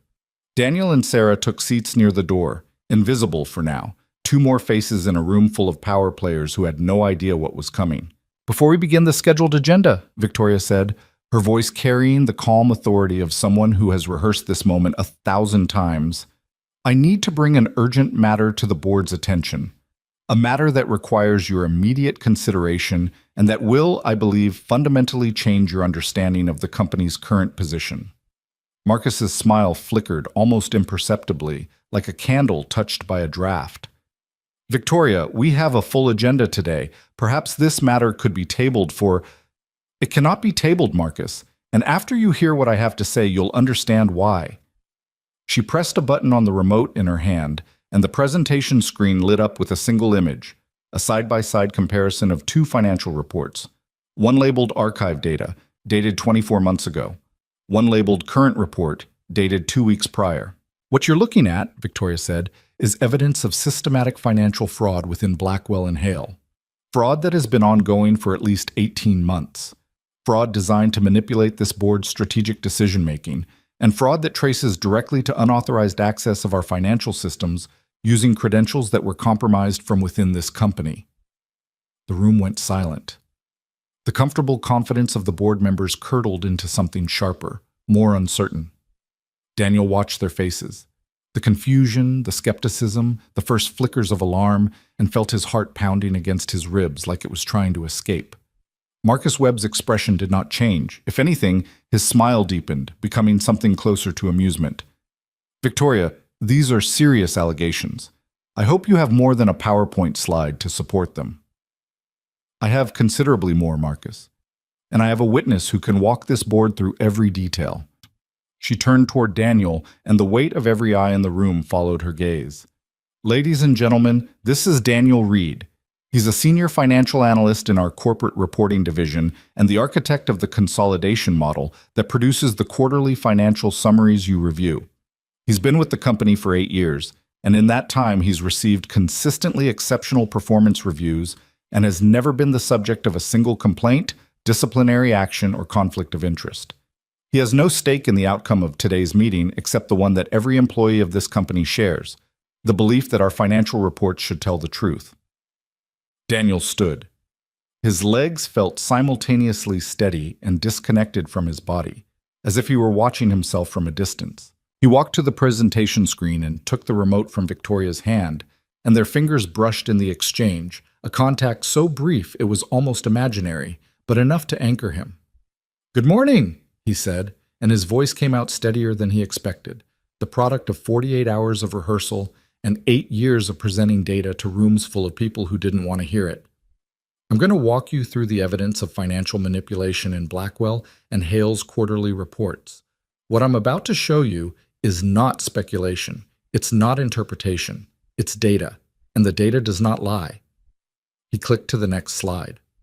For the next 45 minutes, Daniel did what he had been trained to do. He presented numbers. He explained variances. He traced the pattern of manipulation across 6 consecutive quarters, showing how domestic revenue had been systematically inflated while international performance had been systematically suppressed. He identified the specific data points that had been altered, the methodology used to keep the alterations below detection thresholds, and the cumulative impact on the strategic narrative that had been presented to the board. He was thorough. He was precise. He was in every respect exactly the analyst he had spent 8 years becoming, the one who saw the stories hidden in spreadsheets, who translated complexity into clarity, who made numbers speak in a language that even people who didn't love them could understand. The board members listened. Some took notes. Some exchanged glances that were impossible to read. One woman in her 50s, Helen Park, the chair of the audit committee, according to the research Victoria had provided, leaned forward with increasing intensity, her pen moving across her notepad in rapid strokes. And Marcus Webb sat at the head of the table, his coffee growing cold in front of him, his expression cycling through a series of carefully controlled adjustments, skepticism, concern, measured thoughtfulness, that looked, to Daniel's pattern-trained eye, like a man running through a repertoire of responses without feeling any of them. When Daniel finished the financial presentation, Victoria stepped forward. The manipulation Daniel has documented did not happen by accident. It required access to the consolidation platform's administrative layer, a level of system access restricted to exactly 4 people in this company: our former CFO, Richard Kessler, our VP of Financial Reporting, our Director of Internal Audit, and 1 board member with fiduciary oversight privileges. She let the implication hang in the air. "We obtained the access logs for the consolidation platform through a routine security audit," she continued, which was technically true if you defined routine as covert and audit as extraction by a system administrator who was risking her career. "Those logs show that the alterations to our financial data were made from a single administrative account, Richard Kessler's. But the access occurred from an IP address that does not correspond to any device associated with Richard, his office, or his home." She clicked to the next slide, and the room fell completely silent. The IP address traces to a private network registered to Webb Capital Partners. Every head in the room turned toward Marcus Webb. For a long moment, no one spoke. The air in the boardroom felt charged, electric, the way it feels before a thunderstorm breaks. Marcus Webb sat motionless at the head of the table, his face a mask of studied calm, and when he finally spoke, his voice carried the measured confidence of a man who had spent 40 years navigating corporate warfare and had never lost a battle. "Victoria, I understand that you're under tremendous pressure. The company's performance has been disappointing, and the board has raised legitimate questions about strategic direction.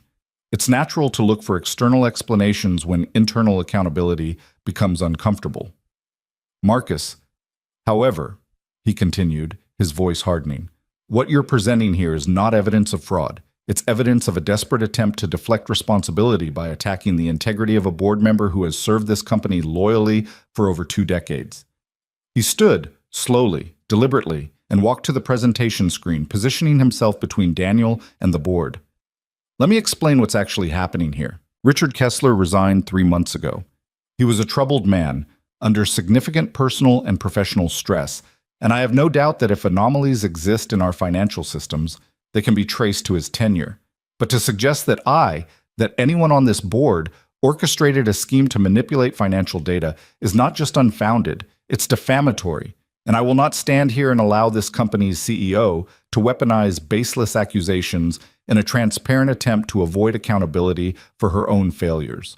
He turned to face the board, his back to Daniel and Victoria, and his voice took on the warm, reasonable tone of a man speaking to old friends. Ladies and gentlemen, we've all watched Victoria struggle to fill her father's shoes. We've supported her, mentored her, given her every opportunity to succeed. But there comes a point when support becomes enabling, and I believe we've reached that point. What you've seen today is not evidence of conspiracy. It's evidence of a leader who is no longer capable of accepting responsibility for her decisions.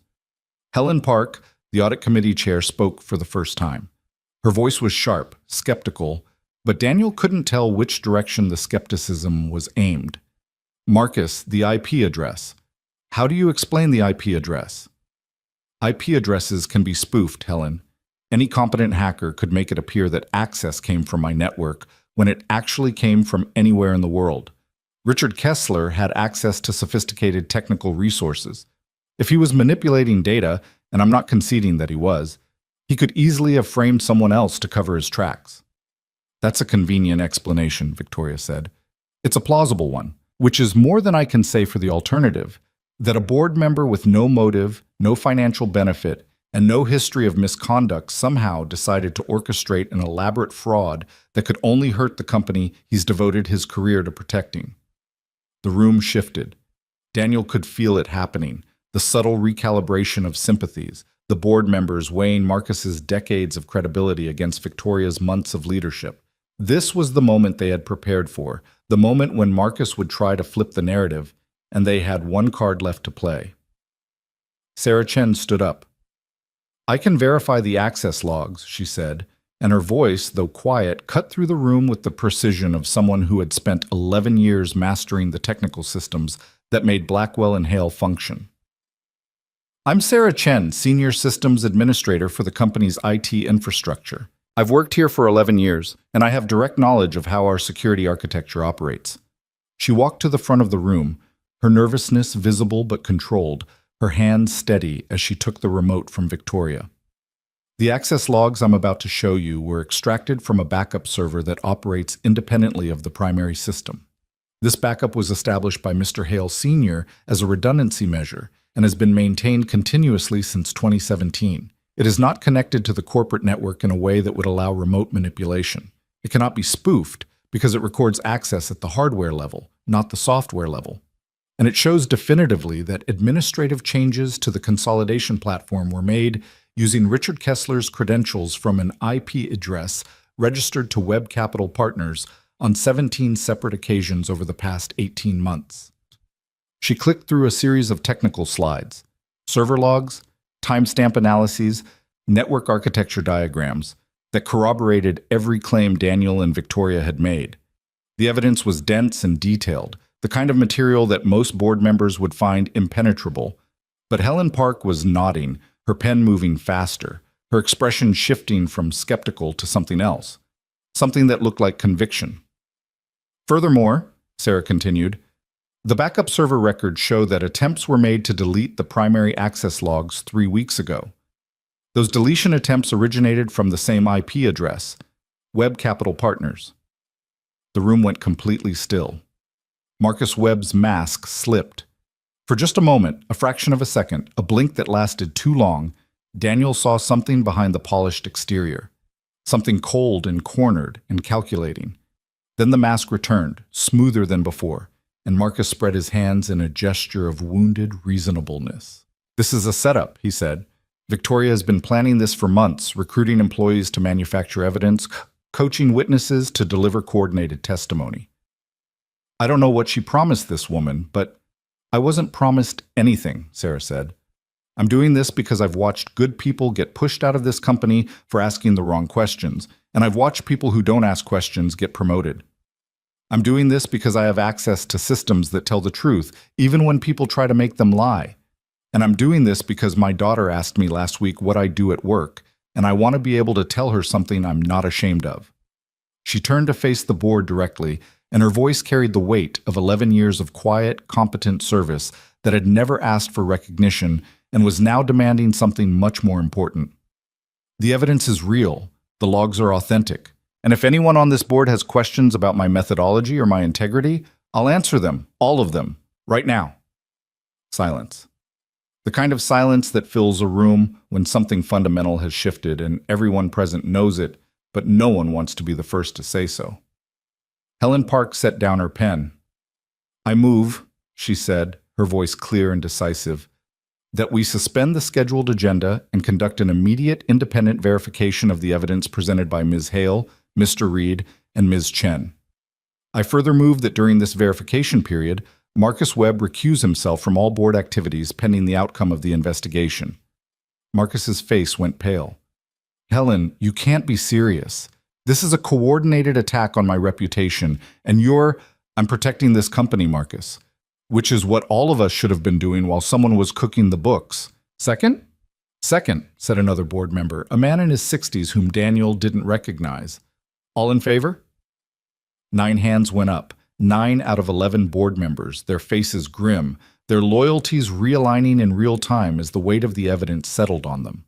Marcus Webb looked around the room at the people he had cultivated for years, the alliances he had built, the coalition he had assembled to take control of a company that was never supposed to be his, and he saw in their raised hands the collapse of everything he had worked for. "This isn't over," he said, his voice low and dangerous. "You think you've won something here, Victoria, but all you've done is delay the inevitable. This company is failing, and no amount of manufactured scandal will change that. When the verification is complete, when your little conspiracy falls apart, I'll be back. And I'll remember everyone who raised their hand today." He turned and walked toward the door, his posture rigid, his footsteps echoing in the silent room.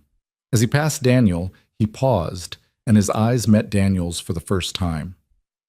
"You," he said quietly, soft enough that only Daniel could hear. "I don't know who you are, but I'll find out. And when I do, you'll regret ever walking up to Victoria Hale on that beach." Daniel held his gaze. His heart was pounding, his palms were damp, his entire body was vibrating with the aftermath of what had just happened, but his voice, when he spoke, was steady. "The numbers don't lie, Mr. Webb. They never did." Marcus Webb said nothing. He turned and walked out of the boardroom, and the door closed behind him with a sound like a chapter ending. In the silence that followed, Victoria walked to the head of the table, to the chair that Marcus had claimed at the beginning of the meeting, and sat down. Her hands were trembling slightly, and there was a brightness in her eyes that might have been tears or triumph or both. "Thank you," she said to the board, "all of you, for listening, for believing in evidence over politics." Helen Park nodded. "Don't thank us yet. We have a lot of work to do. The verification process will take time, and we'll need full cooperation from everyone involved in preparing this evidence. You'll have it? And Victoria?" Helen's voice softened slightly. "Your father would be proud of you today. He believed in this company. He believed in doing things right. What you did here, what all 3 of you did, that's what leadership looks like." Victoria's composure cracked, just for a moment, and Daniel saw the woman behind the CEO, the daughter who had lost her father and inherited his company and spent years fighting to prove she deserved it. She blinked, once, twice, and then the composure returned, and she was Victoria Hale again, steady and strong and ready for whatever came next. The meeting adjourned at 11:47 a.m. The board members filed out in small groups, their voices low, their expressions troubled. Sarah Chen left with Helen Park, who had asked to review the technical documentation in detail. And Daniel stood by the window, looking out at the Los Angeles skyline, feeling the adrenaline slowly drain from his body and leave behind something hollow and exhausted and profoundly, unexpectedly hopeful. "Daniel." He turned. Victoria was standing a few feet away, her arms crossed over her chest, her eyes fixed on his face with an intensity that made his breath catch. "You did it," she said. "You actually did it. We did it, all 3 of us." "No." She shook her head. "Sarah provided the technical verification. I provided the platform and the strategy. But you saw the truth when no one else was looking. You built the case that brought down a man who had been manipulating this company for years. You risked everything. Your career, your anonymity, your son's stability, because the numbers were wrong and you couldn't walk away. She stepped closer, close enough that Daniel could see the faint freckles across the bridge of her nose, close enough to feel the warmth of her breath. That's not a team effort, Daniel. That's a man who decided to stand up, and I will never be able to repay you for that. I didn't do it for payment. I know. That's what makes it matter. They stood there, the two of them, in the empty boardroom with the morning light pouring through the windows and the echo of Marcus Webb's threats still hanging in the air. And Daniel knew, with a certainty that had nothing to do with numbers and everything to do with the way she was looking at him, that the conversation they had promised to have was coming. Not today. Not while the verification was pending and the company was in transition and there were 1,000 practical details to manage. But soon. I should get back to Lucas, he said. Mrs. Hernandez has been watching him since yesterday, and I promised him we'd go to the aquarium today. The aquarium? He's been asking for months. He wants to see the sharks. He says they're the dinosaurs of the ocean. Victoria smiled, and it was the same smile he had first seen in the cafe, full and real and unguarded, the smile of a woman who had remembered after a very long time what it felt like to hope. Go see the sharks, Daniel. Take your son to the aquarium, eat overpriced hot dogs, and buy a stuffed animal from the gift shop that he'll lose interest in within a week. Speaking from experience? My father used to take me to the aquarium in San Diego when I was Lucas's age. I had a stuffed dolphin named Margaret, who I carried everywhere until I was 12. Margaret the dolphin. She had a very sophisticated palate for a stuffed animal, only ate imaginary caviar. Daniel laughed, and the sound surprised him. A genuine, unforced laugh that rose up from somewhere deep in his chest and broke through the tension and exhaustion of the morning like sunlight through storm clouds. Victoria laughed too, and for a moment, just a moment, they were not a CEO and an analyst standing in the ruins of a corporate conspiracy. They were two people who had been through something impossible together and had somehow come out the other side. Go, Victoria said. I'll handle the board. I'll handle the verification. I'll handle whatever comes next. But I'll call you. Tonight. If that's okay. It's okay. And Daniel? Yes? Thank you. For everything. For seeing me when I felt invisible. For believing in evidence when everyone else believed in politics. For being the kind of man who builds sandcastles with his son and takes on corporate conspiracies and somehow makes both of them look easy. Neither of them is easy. I know. That's what makes you remarkable. She held out her hand and Daniel took it, and the handshake lasted longer than it needed to, long enough to say things that neither of them was ready to put into words, long enough to acknowledge the connection that had been building between them since a sunset on a California beach, long enough to promise that this ending was also a beginning. Then he let go and walked out of the boardroom and took the elevator down to the parking garage and drove to Mrs. Hernandez's apartment, where Lucas was waiting with a stuffed dinosaur under one arm and a smile that could light up entire oceans. Dad, Mrs. Hernandez made churros, and she taught me a word in Spanish. What word? Tiburon. It means shark. That's perfect, buddy, because we're going to see some tiburones today. Lucas's eyes went wide. Really? Really, really? Really, really. The boy launched himself at Daniel's legs with the full-body enthusiasm of a 5-year-old who has just received the best news of his entire life, and Daniel scooped him up and held him close, breathing in the smell of churros and childhood and the simple, uncomplicated joy of a promise kept. They went to the aquarium. They saw the sharks, massive, silent, prehistoric things that glided through the water with the patient grace of creatures who had been perfect for 400 million years and saw no reason to change. Lucas pressed his face against the glass and whispered Tiburon over and over, and Daniel stood behind him with his hand on the boy's shoulder and felt, for the first time in weeks, something that might have been peace. That night, after Lucas was asleep with Professor Chomps tucked under his chin and the stuffed shark he had named Captain Bite nestled beside him, Daniel's phone buzzed with a call from the unmarked number. Victoria. Daniel, is he asleep? Out cold. I think the sharks wore him out. Good sharks or bad sharks? He hasn't decided yet. He's still developing his shark philosophy. She laughed softly, and the sound moved through Daniel like warmth, like light, like the first breath of spring after a winter that had lasted too long. "The verification is moving faster than I expected," she said. "Helen Park brought in an independent forensic team. They've already confirmed the authenticity of the access logs. Marcus's lawyers are scrambling, but the evidence is too clean. He's done, Daniel. He's actually done." "How do you feel?" A pause. "I don't know yet. Relieved, exhausted, terrified of what comes next, grateful, angry, hopeful." Another pause.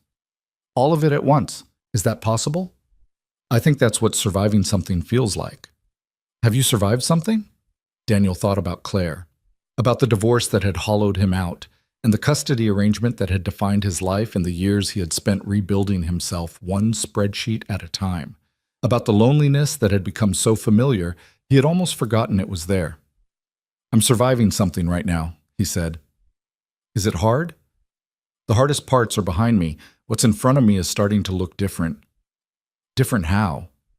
He looked at the ceiling of his apartment, at the water stain in the corner that the landlord kept promising to fix, at the stack of children's books on his nightstand, at the photograph of Lucas on the beach, with his arms spread wide and the ocean breathing behind him. "Different like possible," he said. "Different like worth fighting for." Victoria was quiet for a long moment, and when she spoke, her voice was barely above a whisper. "I want to see you. Not for the investigation, not for the company, for us. For this thing that's been growing between us that I've been too afraid to name because I thought naming it would make it vulnerable." "When?" "This weekend. Saturday. There's a restaurant in Laguna that my father used to take me to when I was a child. It overlooks the ocean. The food is terrible, but the view is perfect. I want to take you there." "Are you asking me on a date, Victoria Hale?" "I'm asking you to dinner, Daniel Reed. What it becomes is up to both of us." He smiled in the darkness of his apartment, and for the first time in longer than he could remember, the silence around him did not feel empty. It felt like space, like room to grow, like the beginning of something he had stopped believing he deserved. "Saturday," he said. "I'll be there." "Good night, Daniel." "Good night, Victoria." He hung up the phone and set it on the nightstand next to the children's books and the photograph of his son. Outside, the city hummed with a million lives, a million stories, a million people fighting their own battles against odds that felt insurmountable. But in this apartment, in this moment, one battle was won. One man had stood up when it would have been easier to look away. One woman had trusted when trust had cost her everything before. And something new was beginning, fragile and uncertain, and impossibly, stubbornly alive. The numbers didn't lie. They never did. And sometimes when you followed them where they led, they took you somewhere you never expected. Not just to the truth, but to the person who had been waiting on the other side of it all along. Saturday arrived with the kind of soft, golden light that made everything look like a memory even as it was happening. Daniel spent the morning with Lucas at the park near their apartment, pushing the boy on the swings while the sun climbed higher, and the shadows shortened and the world moved at the gentle pace of a weekend that had no agenda except being present. "Higher, Dad, higher. Any higher and you'll be in orbit, buddy." "What's orbit?"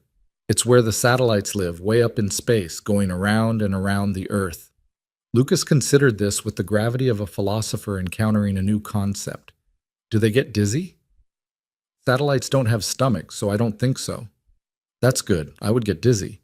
Daniel pushed the swing again, watching his son arc through the air with his legs kicked out and his hair flying back and his face split by a grin that contained the entire universe. 5 years old. Entirely dependent on a man who was about to go on his first date in over 3 years, with a woman who ran a multi-billion-dollar corporation and who had trusted him with secrets that could have destroyed them both. The weight of the week's events had begun to settle into something more manageable, the sharp edges of crisis smoothing into the duller texture of aftermath. The forensic verification was complete. Marcus Webb had been formally removed from the board pending a criminal investigation that the company's legal team was coordinating with federal prosecutors. The altered financial records had been corrected, the strategic recommendations had been revised, and Victoria Hale had addressed the full company in a town hall meeting that Daniel had watched from his desk on the 6th floor, his heart swelling with something that felt dangerously close to pride. She had been magnificent, calm, direct, unflinching in her acknowledgement of the crisis, and unwavering in her commitment to transparency and accountability.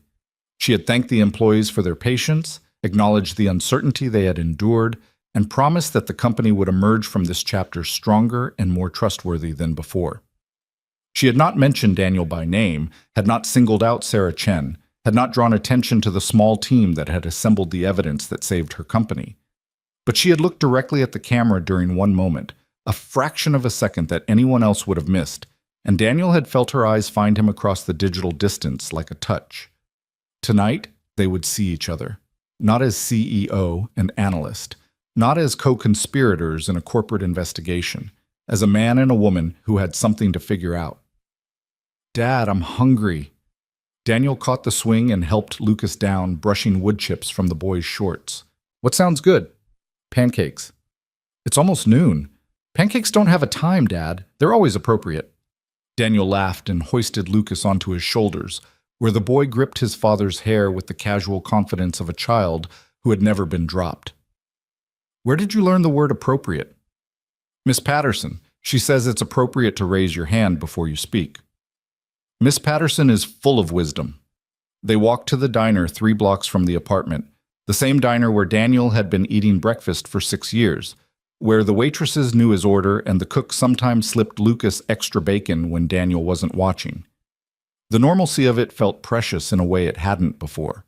The cracked vinyl booths, the slightly sticky menus, the familiar rhythm of a life that had been upended and then somehow set right again. Lucas ate pancakes with the focused intensity of a professional athlete preparing for competition. Daniel drank coffee and watched his son and thought about the evening ahead. He had arranged for Mrs. Hernandez to watch Lucas overnight. It was the first time he had done that for anything other than work, and when he had explained the reason, a dinner, a date, a woman, Mrs. Hernandez had clasped her hands together and looked at him with the misty-eyed approval of someone who had been waiting years for this exact moment. "About time, Daniel, about time. That boy needs a father who remembers he's also a man." "I'm just having dinner." Dinner is how everything starts. Dinner is where the story begins. Now, watching Lucas demolish his 3rd pancake with syrup dripping down his chin, Daniel felt the truth of her words settle into him. This was where the story began. Not in the boardroom, not on the beach, not in the late-night encrypted calls. Here, in the quiet space between the crisis and whatever came next. In the choice to let someone in. The restaurant Victoria had chosen was called the Cliff House, and it sat on a promontory overlooking the Pacific in a part of Laguna Beach that Daniel had never visited despite living in Southern California his entire adult life. He arrived at 7:15, 15 minutes early, because he couldn't help himself, and parked in a lot that was already half full of expensive cars that made his Honda look like it had wandered in from a different zip code. The building itself was modest by Laguna standards, a weathered wooden structure that looked like it had been there since the 1970s, with a wraparound deck that extended out over the cliffs and offered an unobstructed view of the ocean stretching toward a horizon that was just beginning to blush with the first colors of sunset. Victoria was already there. She sat at a table in the corner of the deck, her back to the wall, the same strategic positioning she had used at the cafe in Laguna Niguel. But everything else about her was different. She wore a simple blue dress that moved in the ocean breeze, her hair loose around her shoulders, her face bare of the corporate armor she wore at the office. She looked younger, softer, vulnerable in a way that made Daniel's chest ache. She saw him and smiled, and the smile transformed her entire face, and Daniel understood in that moment that whatever happened tonight, he was already in deeper than he had realized. "You found it," she said as he sat down across from her. "GPS is a remarkable invention. My father used to navigate by paper maps. He said it built character." "Did it?" "It built a lot of arguments between him and my mother about whether we were lost." Daniel laughed, and the tension he had been carrying in his shoulders began to ease. A waiter appeared, poured water, recited the specials with the bored efficiency of someone who had done it 1,000 times. They ordered wine, a bottle Victoria chose without looking at the price, which Daniel tried not to think about, and the waiter disappeared, and they were alone with the ocean and the sunset and the weight of everything they hadn't said. "You look different," Victoria said. "Different how?" "Lighter, like you've set something down. Daniel considered this. I think I have the meeting, the evidence, the board. It was like carrying a boulder up a hill for 6 weeks.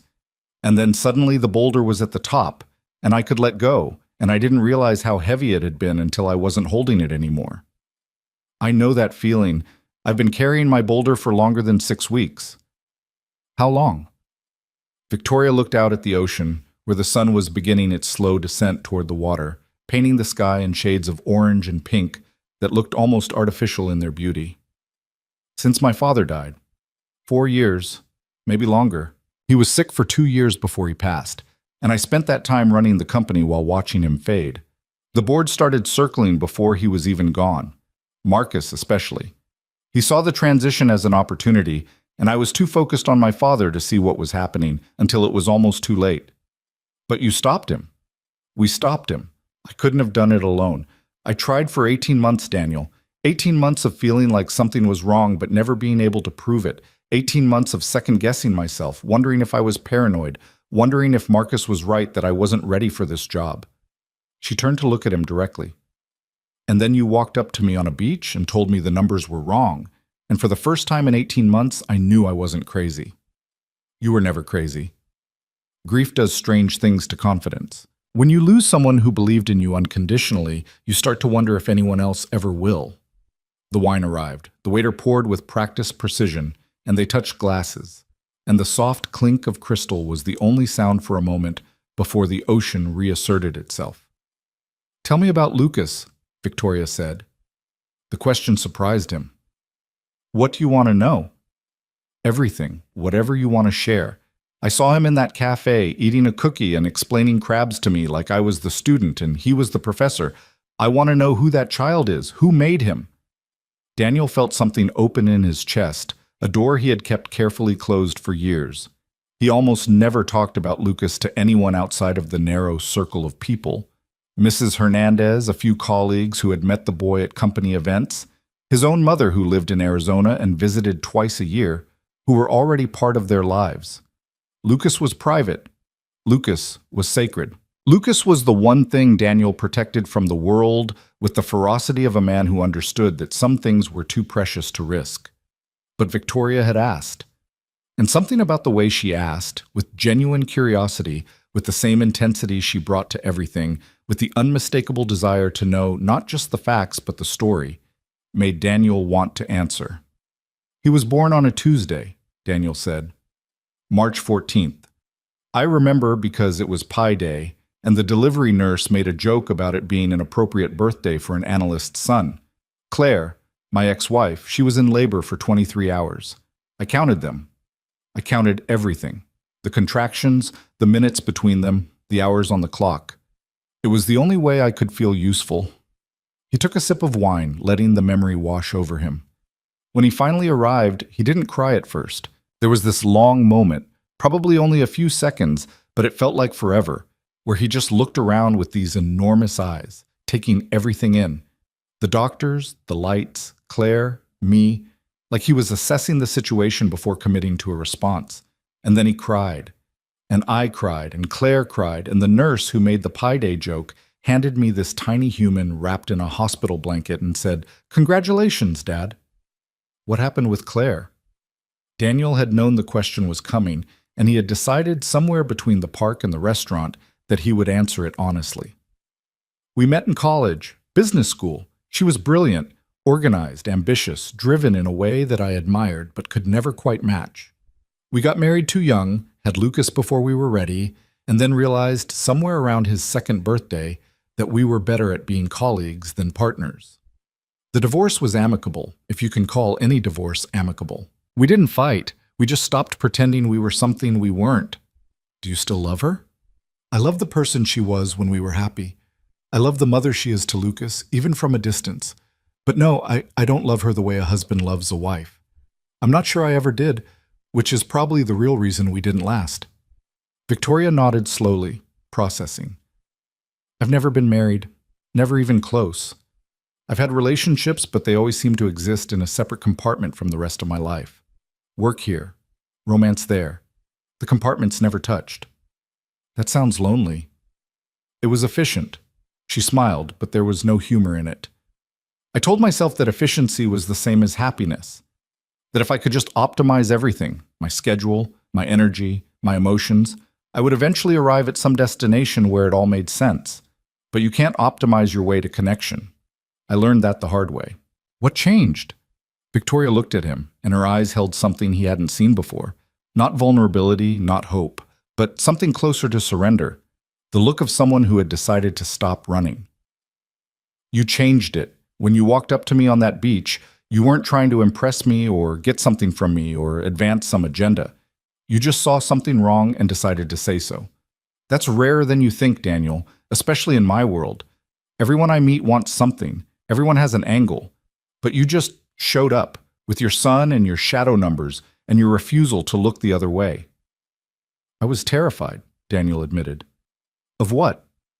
Of everything. Of losing my job, my reputation, my ability to provide for Lucas. Of getting involved in something I didn't fully understand. Of being noticed by people like Marcus Webb, who could crush me without breaking a sweat. But you did it anyway. The numbers were wrong. I couldn't walk away from that. Victoria reached across the table and took his hand. The contact was electric, warm and real and grounding in a way that made everything else fall away. The ocean, the sunset, the other diners, the weight of their respective histories, all of it receded, leaving only the two of them and the question that had been building since the beginning. Daniel. Yes? What are we doing here? Really? Not the company, not the investigation. Us. What is this? He had been asking himself the same question for weeks, and the answers he had come up with were all incomplete. Attraction, certainly. Respect, absolutely. Gratitude, admiration, the electric pull of two people who had survived something together. But none of those words captured the full truth, the thing he felt when she looked at him, the way his chest expanded when she smiled. I think, he said slowly, we're discovering that we work well together, not just in a crisis. In general, the way we talk, the way we think, the way we see the world. It's like finding someone who speaks your language when you didn't even know you had a language. That's very poetic for a numbers guy. Numbers are poetry if you know how to read them. She squeezed his hand. I want to try this, whatever this is, but I need you to understand something first. Tell me. I'm not good at this. At relationships, at vulnerability, at letting someone in. I've spent my entire adult life learning how to be strong, and somewhere along the way, I forgot how to be soft. I might mess this up. I might push you away when I should pull you close. I might prioritize work when I should prioritize us. It's not intentional. It's just the only way I know how to operate. Victoria. Let me finish. If we do this, I need you to be patient with me. I need you to call me out when I'm retreating into my shell. I need you to understand that my walls aren't about you. They're about me, and the things I learned to do to survive, and the years I spent believing that needing someone was the same as weakness. Are you done? She blinked. What? Daniel stood up, walked around the table, and sat down in the chair beside her, close enough that their shoulders touched. He kept her hand in his. Victoria Hale. In the past 6 weeks, I have watched you face down a corporate conspiracy, rebuild your board of directors, restore the integrity of a company that employs thousands of people, and do it all while maintaining the kind of composure that most people couldn't manage on their best day. You think you're not good at vulnerability, but do you know what walking up to me on that beach was? What bringing me into your investigation was? What trusting Sarah Chen and Helen Park and everyone else you let into this circle was? He turned to face her fully. That was vulnerability. That was letting people in when you had every reason to keep them out. You didn't mess it up, Victoria. You did it exactly right. And if you think a little emotional awkwardness is going to scare me away, you're dramatically underestimating how stubborn I am. She stared at him for a long moment, and then she laughed. A real laugh, full and surprised and carrying all the tension of the past months out with it like a wave retreating from the shore. You're stubborn? Incredibly stubborn. Ask anyone who's ever tried to get me to change a spreadsheet formula. What about your son? Where does he fit in all this? Daniel had been thinking about this question since before he arrived. It was the question that mattered most, the one that could make or break whatever was growing between them. Lucas is my first priority. He will always be my first priority. Any relationship I'm in has to understand that. I wouldn't expect anything less. But here's the thing, Victoria. I watched you talk to him in that cafe. I watched you answer his question about being tired without condescension or dismissal. I watched you tell him his advice about the ocean was good, and I watched him believe you. My son is the best judge of character I know. He hasn't been disappointed yet, and he wasn't disappointed by you. He barely knows me. He knows enough, and I'd like to give him the chance to know more. Victoria's eyes glistened, and she blinked rapidly, trying to maintain her composure. You're asking me to be part of your son's life. I'm asking you to have dinner with us. Next Saturday. At our apartment. Lucas will make you look at every toy he owns and probably try to convince you that crabs are the most interesting animals in the ocean. It won't be elegant. It'll probably be loud. But it'll be real. Real, she repeated, as if the word itself was something precious. Real. No encrypted calls, no corporate strategy. Just a 5-year-old who thinks sharks are the dinosaurs of the ocean, and his father who makes a decent spaghetti when he tries. And a woman I'd very much like them both to get to know better. Victoria turned to look at the ocean, where the sun had almost completed its descent, the sky now a deep purple shot through with the last traces of gold. When she spoke, her voice was quiet, almost lost in the sound of the waves against the cliffs below. My father used to bring me here when I was a child. This exact restaurant. This exact table, actually. He would order the fish, which was always overcooked, and I would order the pasta, which was always underseasoned, and we would sit here and watch the sunset and talk about nothing important, just life, dreams, the kind of conversations that don't have an agenda. She turned back to him. I haven't been here since he died. I couldn't. The memories were too sharp, too present. But when I thought about where I wanted to bring you, this was the only place that felt right, because this is where I learned what it meant to be with someone who loved me without conditions. And I wanted to see if that feeling could exist again, with someone new. Daniel didn't respond with words. He leaned forward, slowly, giving her time to pull back if she wanted, and kissed her. Softly at first, then deeper, and Victoria's hands came up to cup his face, and the kiss lasted until the sun finished setting and the sky turned to velvet and the stars began to appear like witnesses to a promise being made. When they finally pulled apart, Victoria was smiling, and there were tears on her cheeks, and Daniel wiped them away with his thumb and thought about all the paths that had led to this moment. The divorce, the late nights, the loneliness, the numbers that didn't lie, and understood that every one of them had been necessary. Every one of them had been preparation for the woman sitting beside him now. Next Saturday, she said. Spaghetti. Your apartment. Your son showing me every toy he owns. You're in? I'm in. They stayed at the restaurant until it closed, talking about everything and nothing, her childhood, his childhood, the dreams they had abandoned and the ones they still harbored, the fears they had never admitted and the hopes they were just beginning to voice. The wine was finished, the food was barely touched, and the waiter cleared their table 3 times before finally leaving them alone with the last drops in their glasses and the soft crash of waves below. When Daniel walked Victoria to her car, a sleek black Tesla that hummed to life at her approach, she kissed him again, longer this time, with the unhurried confidence of someone who knew there would be other kisses, other nights, a future that was beginning to take shape.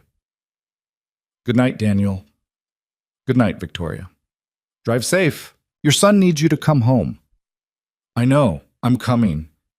He watched her drive away, her taillights disappearing around a curve in the coastal road, and then he stood alone in the parking lot for a long moment, breathing in the salt air and feeling, for the first time in years, like a man whose life was moving in a direction he had chosen rather than one that had been chosen for him. The drive back to Long Beach took an hour. Daniel spent it listening to music he hadn't listened to in years, songs from college, from the early days with Claire, from the time before responsibility had narrowed his horizons to the width of a spreadsheet and the depth of a custody schedule. The music felt different now. The love songs, especially. They felt possible in a way they hadn't in a long time. Mrs. Hernandez was awake when he arrived, reading a romance novel in Spanish and drinking tea that smelled like cinnamon. "How was your dinner?" "It was good. Really good." She looked at his face, at the expression he couldn't quite hide, the softness around his eyes, the way his whole body seemed to have relaxed. And she smiled the knowing smile of a woman who had seen enough of life to recognize what she was looking at. "Good. That boy in there, he needs a father who remembers what joy looks like. You've been surviving for so long, Daniel. Maybe now you can start living." He thanked her, paid her despite her protests, and walked her to her apartment 3 doors down. Then he went to check on Lucas, who was asleep in his bed with Captain Bite the stuffed shark tucked under one arm and Professor Chomps the dinosaur under the other. A diplomatic arrangement that the boy had apparently negotiated with himself before falling asleep. Daniel sat on the edge of the bed and watched his son breathe. "We're going to be okay, buddy," he whispered. "You and me. We're going to be more than okay." Lucas stirred, mumbled something about tiburones, and settled deeper into sleep. Daniel kissed his forehead, turned off the nightlight, and went to the kitchen to pour himself a glass of water. His phone buzzed on the counter. "Victoria. Home safe. Thank you for tonight. Thank you for everything. Daniel." "Same. All of it." "Victoria. I meant what I said. I'm in." Daniel. "So am I." Victoria. "Good night, Daniel. Dream about something good." He set the phone down and looked around his apartment. The small kitchen, the worn couch, the children's drawings on the refrigerator, the life he had built from the pieces Claire had left behind. It wasn't much by most standards. It wouldn't impress anyone who valued square footage or designer furniture or the trappings of conventional success. But it was his. It was real. It was the foundation on which everything else would be built. He thought about next Saturday, about Lucas meeting Victoria properly, not as someone Dad works with, but as someone Dad cares about the possibility of a future that included more than just survival, about the woman who had led him into her crisis and her confidence, and finally, her heart. The numbers didn't lie. They never did. And the numbers Daniel had spent his life learning to read were telling him something now, something he hadn't expected but couldn't deny. They were adding up to happiness. The Saturday that Victoria came to dinner arrived faster than Daniel had anticipated, the week blurring past in a haze of work and preparation and the quiet, persistent hum of anticipation that had taken up residence in his chest since the night at the Cliff House. He cleaned the apartment twice, rearranged the living room furniture 3 times, and finally accepted that no amount of repositioning would transform his modest Long Beach studio into something that wouldn't make a billionaire CEO question her life choices. Lucas, however, had no such concerns. "Dad, should I wear my shark shirt or my dinosaur shirt?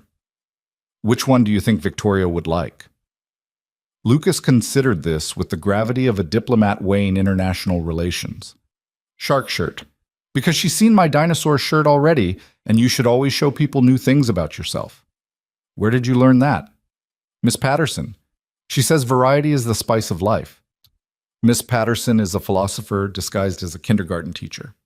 Lucas nodded seriously and disappeared into his room to change, and Daniel stood in the kitchen surrounded by the components of the spaghetti dinner he had promised. Sauce simmering on the stove, pasta ready to boil, garlic bread warming in the oven, and wondered, not for the first time, how his life had arrived at this particular moment. 6 months ago, he had been invisible.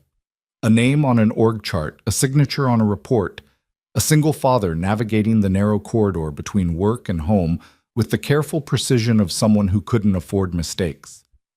Now he was standing in his kitchen waiting for Victoria Hale to knock on his door, and the transformation felt both impossible and inevitable, like a mathematical proof that only made sense once you saw the final answer. The knock came at exactly 6:30. Victoria was never late. It was one of the things Daniel had learned about her over the past weeks: the precision, the discipline, the refusal to waste anyone's time, including her own. He wiped his hands on a kitchen towel, took a breath that was deeper than strictly necessary, and opened the door. Victoria stood in the hallway holding a gift bag and wearing an expression that Daniel had never seen on her face before. Nervous. Genuinely, visibly nervous. The CEO, who had faced down Marcus Webb in a boardroom full of hostile board members, was standing outside a studio apartment in Long Beach, looking like she might bolt at any moment. "Hi," she said. "Hi. I brought wine, and something for Lucas." I wasn't sure what 5-year-olds like these days, so I asked my assistant, and she said Legos were always safe, but then I worried that might be choking hazard territory, so I also brought a book about the ocean, and now I'm realizing I'm rambling, which is something I never do, so please stop me at any point. Daniel grinned and stepped aside to let her in. "Lucas is 6 now, actually. His birthday was 2 weeks ago." 6. "Right. I knew that. I definitely knew that." "You didn't know that." "I absolutely did not know that." "I'm sorry."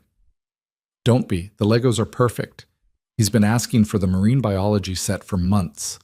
Victoria's shoulders dropped slightly, some of the tension releasing. "Marine biology Legos are a thing?" "Everything is a thing with Legos. There's probably a corporate fraud investigation set somewhere." She laughed, and the sound was so unexpected, so warm and unguarded, that Daniel felt something shift in his chest, a door opening wider than it had been before. Lucas appeared from his bedroom wearing the shark shirt, his hair combed with the aggressive thoroughness of a child who had been told to look presentable, and stopped in the middle of the living room to assess their guest with the frank, evaluating gaze that only children can pull off without seeming rude. "You're Victoria," he announced. "I am, and you're Lucas." "I know who I am." Daniel winced slightly, but Victoria just smiled. "Fair point. That was a redundant observation on my part." Lucas tilted his head. "What's redundant mean?" "It means saying something that's already obvious. Like when Dad tells me to eat my vegetables even though the vegetables are right there on my plate and I can see them." "Exactly like that." Lucas nodded, apparently satisfied with this answer, and turned to Daniel. "She's funny. Can she stay?" Daniel glanced at Victoria, who was watching the exchange with an expression that hovered somewhere between amusement and wonder. "That's kind of the plan, buddy." "Good. I want to show her my shark collection." And just like that, the ice was broken.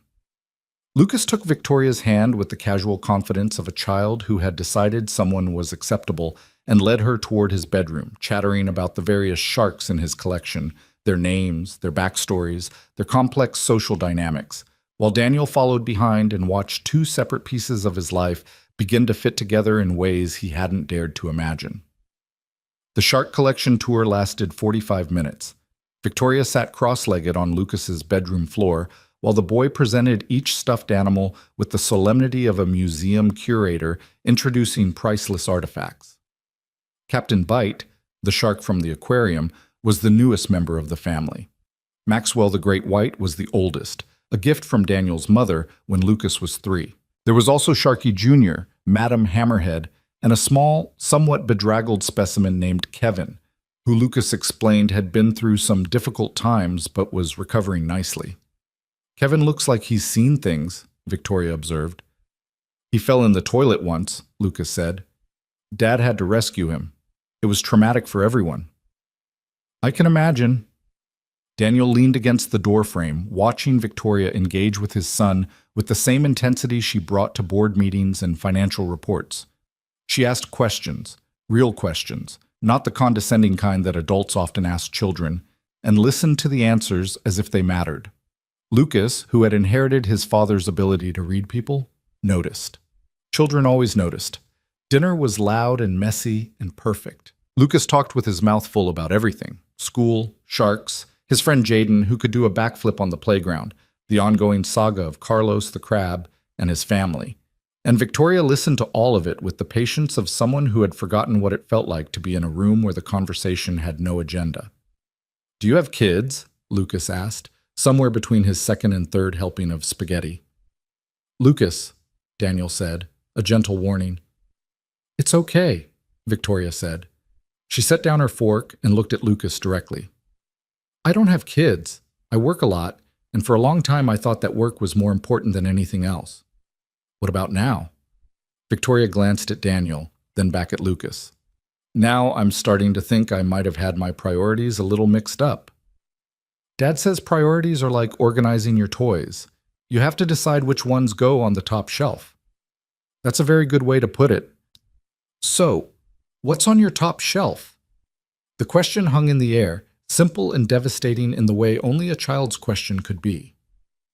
Victoria was quiet for a moment, and when she spoke, her voice was softer than Daniel had ever heard it. I'm still figuring that out, but I think your dad might be helping me rearrange some things. Lucas considered this, nodded once, and returned to his spaghetti with the satisfied air of someone who had completed an important investigation. After dinner, Daniel put Lucas to bed while Victoria washed dishes, over his protests. And when he emerged from the bedroom, the kitchen was spotless, and Victoria was standing by the window, looking out at the lights of Long Beach twinkling in the darkness.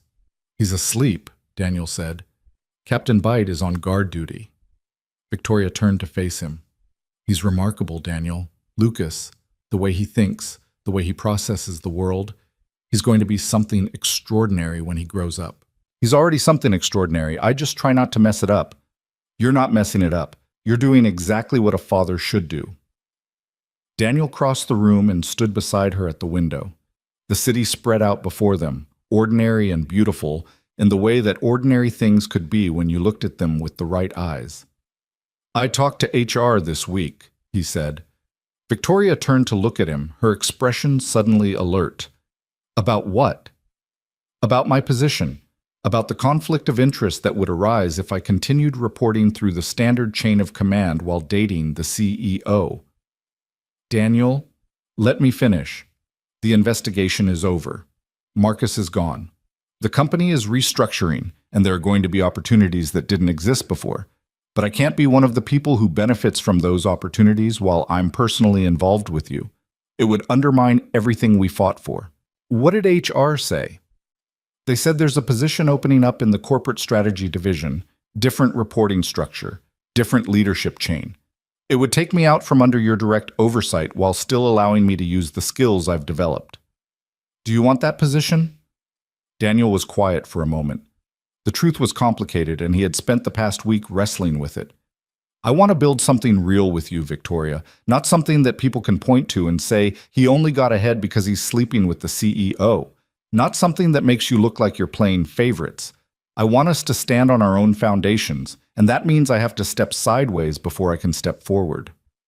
Victoria reached out and took his hand. You're talking about giving up a promotion track you've worked years to build. I'm talking about building a different track, one that doesn't require either of us to compromise our integrity. Most people wouldn't make that choice. I'm not most people, and neither are you. That's kind of the point. She stepped closer, close enough that he could smell her perfume, something subtle and expensive that made him think of ocean air and possibilities, and rested her head against his shoulder. I don't deserve you, she said quietly. Yes, you do. You deserve someone who sees you clearly, who respects what you've built, who understands that your work matters and doesn't ask you to choose between your company and your heart. He wrapped his arm around her. I'm not asking you to choose. I'm asking you to let me stand beside you while you do both. Victoria lifted her head and looked at him, and her eyes were bright with something that might have been tears. I love you. The words landed in Daniel's chest like a key turning in a lock, opening something that had been closed for so long he had forgotten it was there. He had loved before. Claire, in the early days, in the way young people love before they understand what love costs. But this was different. This was love that had been tested, that had grown in the crucible of crisis, that had proven itself in late-night phone calls and encrypted files, and the terrifying vulnerability of letting someone see you at your worst. I love you too, he said, and he meant it in a way he had never meant anything before. The months that followed reshaped Daniel's life in ways both dramatic and subtle. He accepted the position in corporate strategy, taking a lateral move that some of his former colleagues privately questioned but that Daniel knew, with the certainty of a man who had learned to trust his own judgment, was exactly right.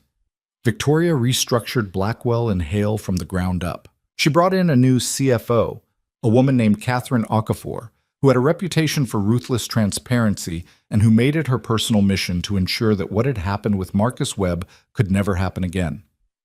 The board was reconstituted, with Helen Park taking on an expanded role as chair of a newly empowered audit committee. Sarah Chen was promoted to Director of Information Security, her quiet competence finally recognized in a way that 11 years of excellent work had never achieved. Marcus Webb was indicted on federal charges of securities fraud, wire fraud, and conspiracy. The trial wouldn't begin for another 18 months, but the evidence that Daniel and Sarah and Victoria had assembled formed the backbone of the prosecution's case. Daniel would eventually be called to testify, and he would do so with the same steady precision he brought to everything, presenting the numbers, explaining the methodology, letting the data speak for itself. But all of that was in the future. In the present, life unfolded in smaller, quieter moments that felt, to Daniel, more significant than any boardroom victory. Victoria came to dinner every Saturday. She learned Lucas's routines, the bedtime stories he preferred, the foods he would and wouldn't eat, the delicate negotiations required to get him into the bath without a diplomatic incident. She wasn't trying to replace Claire, and Lucas, with the intuitive wisdom of children, understood this immediately. Victoria was something new, something additional, a person who had carved out her own space in their small family without displacing anyone who was already there. Claire, to Daniel's relief, accepted the situation with the pragmatic grace that had always been her strongest quality. When Daniel told her about Victoria during one of their weekly custody coordination calls, she had been quiet for a long moment before responding. "Is she good to him? To Lucas?" "She's learning. We all are." "And she makes you happy?" "She does. More than I expected." "Then I'm glad, Daniel. Really. You've been alone for too long." It was the kindest thing Claire had said to him in years, and Daniel carried the words with him like a blessing, a reminder that endings could be graceful, and that the people who had once loved each other could still wish each other well. The first year passed. Lucas turned 7, and Victoria helped Daniel organize a birthday party at the aquarium that was, according to Lucas, the best day of his entire life. The shark exhibit had been roped off for their private group, and Lucas had spent 2 hours pressed against the glass, watching the great whites glide through the water while Victoria stood beside him and answered every question with the same focused attention she gave to quarterly earnings reports. "She knows a lot about sharks," Lucas observed later, in the car on the way home, his voice drowsy with exhaustion and sugar. "She does research," Daniel said. "She wants to be able to talk to you about the things you care about." "That's nice." "It is." "Dad?" "Yeah, buddy?" "I think she should stay." "Stay?" "Like forever. I think she should stay forever." Daniel looked in the rearview mirror at his son, who was already half asleep, Captain Bite tucked under his chin, and felt something settle in his chest that he hadn't realized was unsettled. "I think so too," he said quietly. The proposal, when it came, was not a grand gesture. Daniel had considered the options: the expensive restaurant, the beach at sunset, the elaborate production that romantic movies suggested was required, and rejected all of them. Victoria didn't need grand gestures. What she needed, what they both needed, was something real. He asked her on a Tuesday evening in his apartment while Lucas was at a sleepover and they were sitting on the couch with takeout containers scattered around them and a documentary about marine biology playing in the background. "Victoria." "Marry me." She turned to look at him, a piece of sushi suspended halfway to her mouth, her expression frozen somewhere between shock and disbelief. "What?" "Marry me. Not because we've been together a year, not because it's the next logical step, not because of any reason except that I want to wake up next to you for the rest of my life, and I want Lucas to have you as a permanent part of his world, and I want to build something together that's bigger than either of us could build alone." Victoria set down the sushi. Her hands were trembling. "Daniel, we haven't even talked about—" "I know, and if you need time, I understand. If you need to think about it, I'll wait. If you're not ready, we can pretend this conversation never happened and revisit it in 6 months or a year or whenever you're—" "Yes." He stopped. "Yes?" "Yes, I'll marry you. I don't need time. I don't need to think about it. I don't need 6 months or a year." She moved toward him, her eyes bright, her voice cracking with emotion. "I spent my entire adult life believing that love was a distraction from the things that mattered, and then you walked up to me on a beach and showed me that love could be the thing that matters most. You and Lucas, you're my top shelf, Daniel. You're everything." He kissed her, and she kissed him back. and somewhere in the background, the marine biology documentary continued playing to an audience of empty takeout containers and discarded chopsticks. When Lucas found out, he demanded to be the ring bearer, the best man, and the person who got to announce the couple as husband and wife. They negotiated him down to ring bearer with the promise that he could also give a speech at the reception, which Daniel privately suspected would involve extensive discussion of sharks and possibly a formal introduction of Captain Bite to the assembled guests. The wedding was held 6 months later in a small ceremony at the Cliff House restaurant in Laguna Beach. Victoria had wanted to honor her father's memory by returning to the place where she had learned what it meant to be loved unconditionally, and Daniel had agreed without hesitation. The guest list was small. Mrs. Hernandez, Sarah Chen, Helen Park, a handful of close colleagues from both their lives, Daniel's mother who flew in from Arizona and cried through the entire ceremony. Lucas stood at the front with the rings, looking uncomfortable in his small suit, but proud beyond measure. When the officiant asked if there was anyone who objected to the union, Lucas loudly declared that he did not object, and that anyone who did would have to answer to him and Captain Bite, which produced a ripple of laughter through the small crowd. Victoria wore a simple white dress that moved in the ocean breeze. Daniel wore the same charcoal suit he had worn to the board meeting, cleaned and pressed and carrying entirely different memories now. They exchanged vows they had written themselves, his about numbers and truth and the unexpected mathematics of love, hers about walls and vulnerability, and the man who had taught her that strength and softness were not opposites. When the officiant pronounced them married, Lucas cheered louder than anyone else, and Daniel kissed Victoria while the Pacific Ocean sparkled behind them and the setting sun painted the sky in shades of gold and pink that looked almost artificial in their beauty. The reception was held on the restaurant's deck, where 2 years earlier Daniel had first kissed Victoria while the sun set and the waves crashed against the cliffs below. Now those same cliffs witnessed something different, a family being formed, a future being claimed, a story that had begun with wrong numbers reaching its rightful conclusion. Lucas's speech, as expected, included extensive information about sharks, but it also included something else, something that made Daniel's heart stop and Victoria's eyes fill with tears. "My dad used to be sad a lot," Lucas said, standing on a chair so everyone could see him, his voice carrying with the confidence of a child who had been told he had something important to say. "He didn't show it, but I could tell. He smiled at me and played with me and took me to the beach, but there was a part of him that was always somewhere else, somewhere far away." Lucas looked at Victoria, then at Daniel. But Victoria found that part. She brought it back. "And now my dad smiles with his whole face, not just his mouth. And when he looks at Victoria, he looks the way he used to look at the ocean, like it's something amazing that he can't quite believe is real." Daniel felt Victoria's hand squeeze his under the table. "So I'm glad she's my stepmom now. And I'm glad we're a family, and I think my mom would be glad too because she wants my dad to be happy, and Victoria makes him happy. The end. Thank you. Please remember to tip your servers." The crowd laughed and applauded, and Lucas bowed with theatrical solemnity, and Daniel pulled his son into a hug that lasted longer than it probably should have, but not as long as he wanted. "That was perfect, buddy. I practiced. I could tell. Victoria helped me write it. She said the part about the ocean." Daniel looked at Victoria, who was watching them with an expression of such pure, unguarded love that it took his breath away. "Of course she did," he said. The night ended late, with the last guest departing as the moon rose over the Pacific and the restaurant staff began clearing the deck. Lucas had fallen asleep in Mrs. Hernandez's lap hours ago and was eventually carried to a car by Daniel, who drove his new wife and his son back to the apartment that would, soon, be too small for their growing family.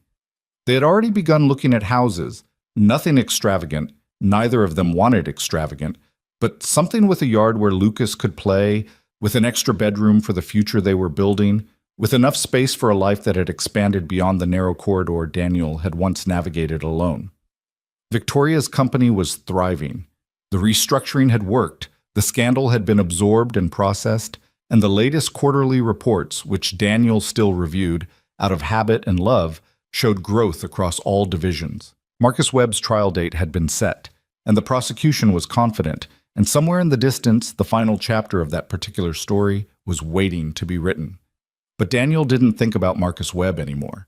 He didn't think about the numbers that had been wrong, the conspiracy that had been exposed, the career he had risked, and the life he had rebuilt. Those were the chapters that had led to this one, but they were not the story itself. The story was simpler than that. The story was a man who had seen something wrong and decided to say so. A woman who had learned to trust again. A child who believed that crabs had families and sharks were the dinosaurs of the ocean, and love was something you could see in someone's whole face. The story was this: sometimes the numbers led you somewhere unexpected. Sometimes the truth was not just a fact, but a doorway. And sometimes, if you were brave enough to walk through it, you found something on the other side that was worth more than anything you had left behind. Daniel carried Lucas to bed, tucking Captain Bite and Professor Chomps into their customary positions, and stood in the doorway watching his son sleep the deep, peaceful sleep of a child who had never had reason to doubt that he was loved. Victoria appeared beside him, her hand finding his in the darkness. "What are you thinking?" she whispered. "I'm thinking about the beach, the first time we met. You were sitting on that piece of driftwood with your laptop, and I saw the numbers on your screen, and I thought about walking away. But you didn't." "No, I didn't." She leaned her head against his shoulder. "Why not? You had every reason to. The risk, the exposure, the chance that you were wrong about everything." Daniel considered the question, the same question he had been asking himself for 2 years, and found that the answer had become simpler with time. "Because the numbers were wrong," he said, "and I couldn't pretend they weren't, not and still be the man I wanted my son to see." "And now?" Daniel looked at Lucas, at the small form rising and falling with each breath, at the stuffed animals standing guard, at the drawings on the wall and the books on the shelf, and the whole accumulated evidence of a childhood that was happy and secure and full of possibility. "Now the numbers are right," he said. "Everything adds up." Victoria lifted her head and kissed him, soft and slow and full of promise, and they stood together in the doorway of their son's room while the night settled around them like a blessing. Somewhere outside, the ocean was breathing, patient and vast and unchanged by the small dramas of human beings. Waves were folding against the shore the way they had for millions of years, and would for millions more. Stars were appearing in the clear California sky, the same stars that had witnessed the first conversation on the beach and every conversation since. And in a small apartment in Long Beach, a family was taking shape. Not the family Daniel had imagined when he was young and uncertain, not the family he had tried to build with Claire, but the family he had earned through honesty and courage and the stubborn refusal to look away from what was true. Victoria Hale Reed, who had inherited a company and nearly lost it, who had learned to trust again in the most unlikely circumstances, who had discovered that love was not a distraction from strength, but the source of it. Lucas Reed, 7 years old, believer in sharks and crabs, and the power of showing people new things about yourself, who would grow up knowing that his father was a man of integrity and his stepmother was a woman of courage, and that both of them would always, always be there.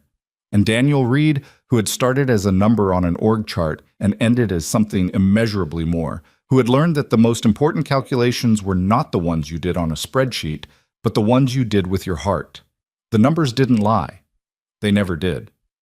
And on this night, in this place, surrounded by the people he loved, Daniel finally understood what they had been trying to tell him all along. Some equations have no solution.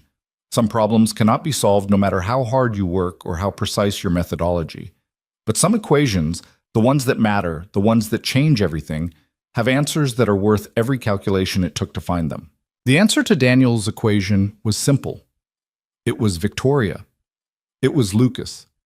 It was the life they were building together, one day at a time, one truth at a time, one act of courage at a time. It was love. And love, as it turned out, was the only number that never needed to be checked twice.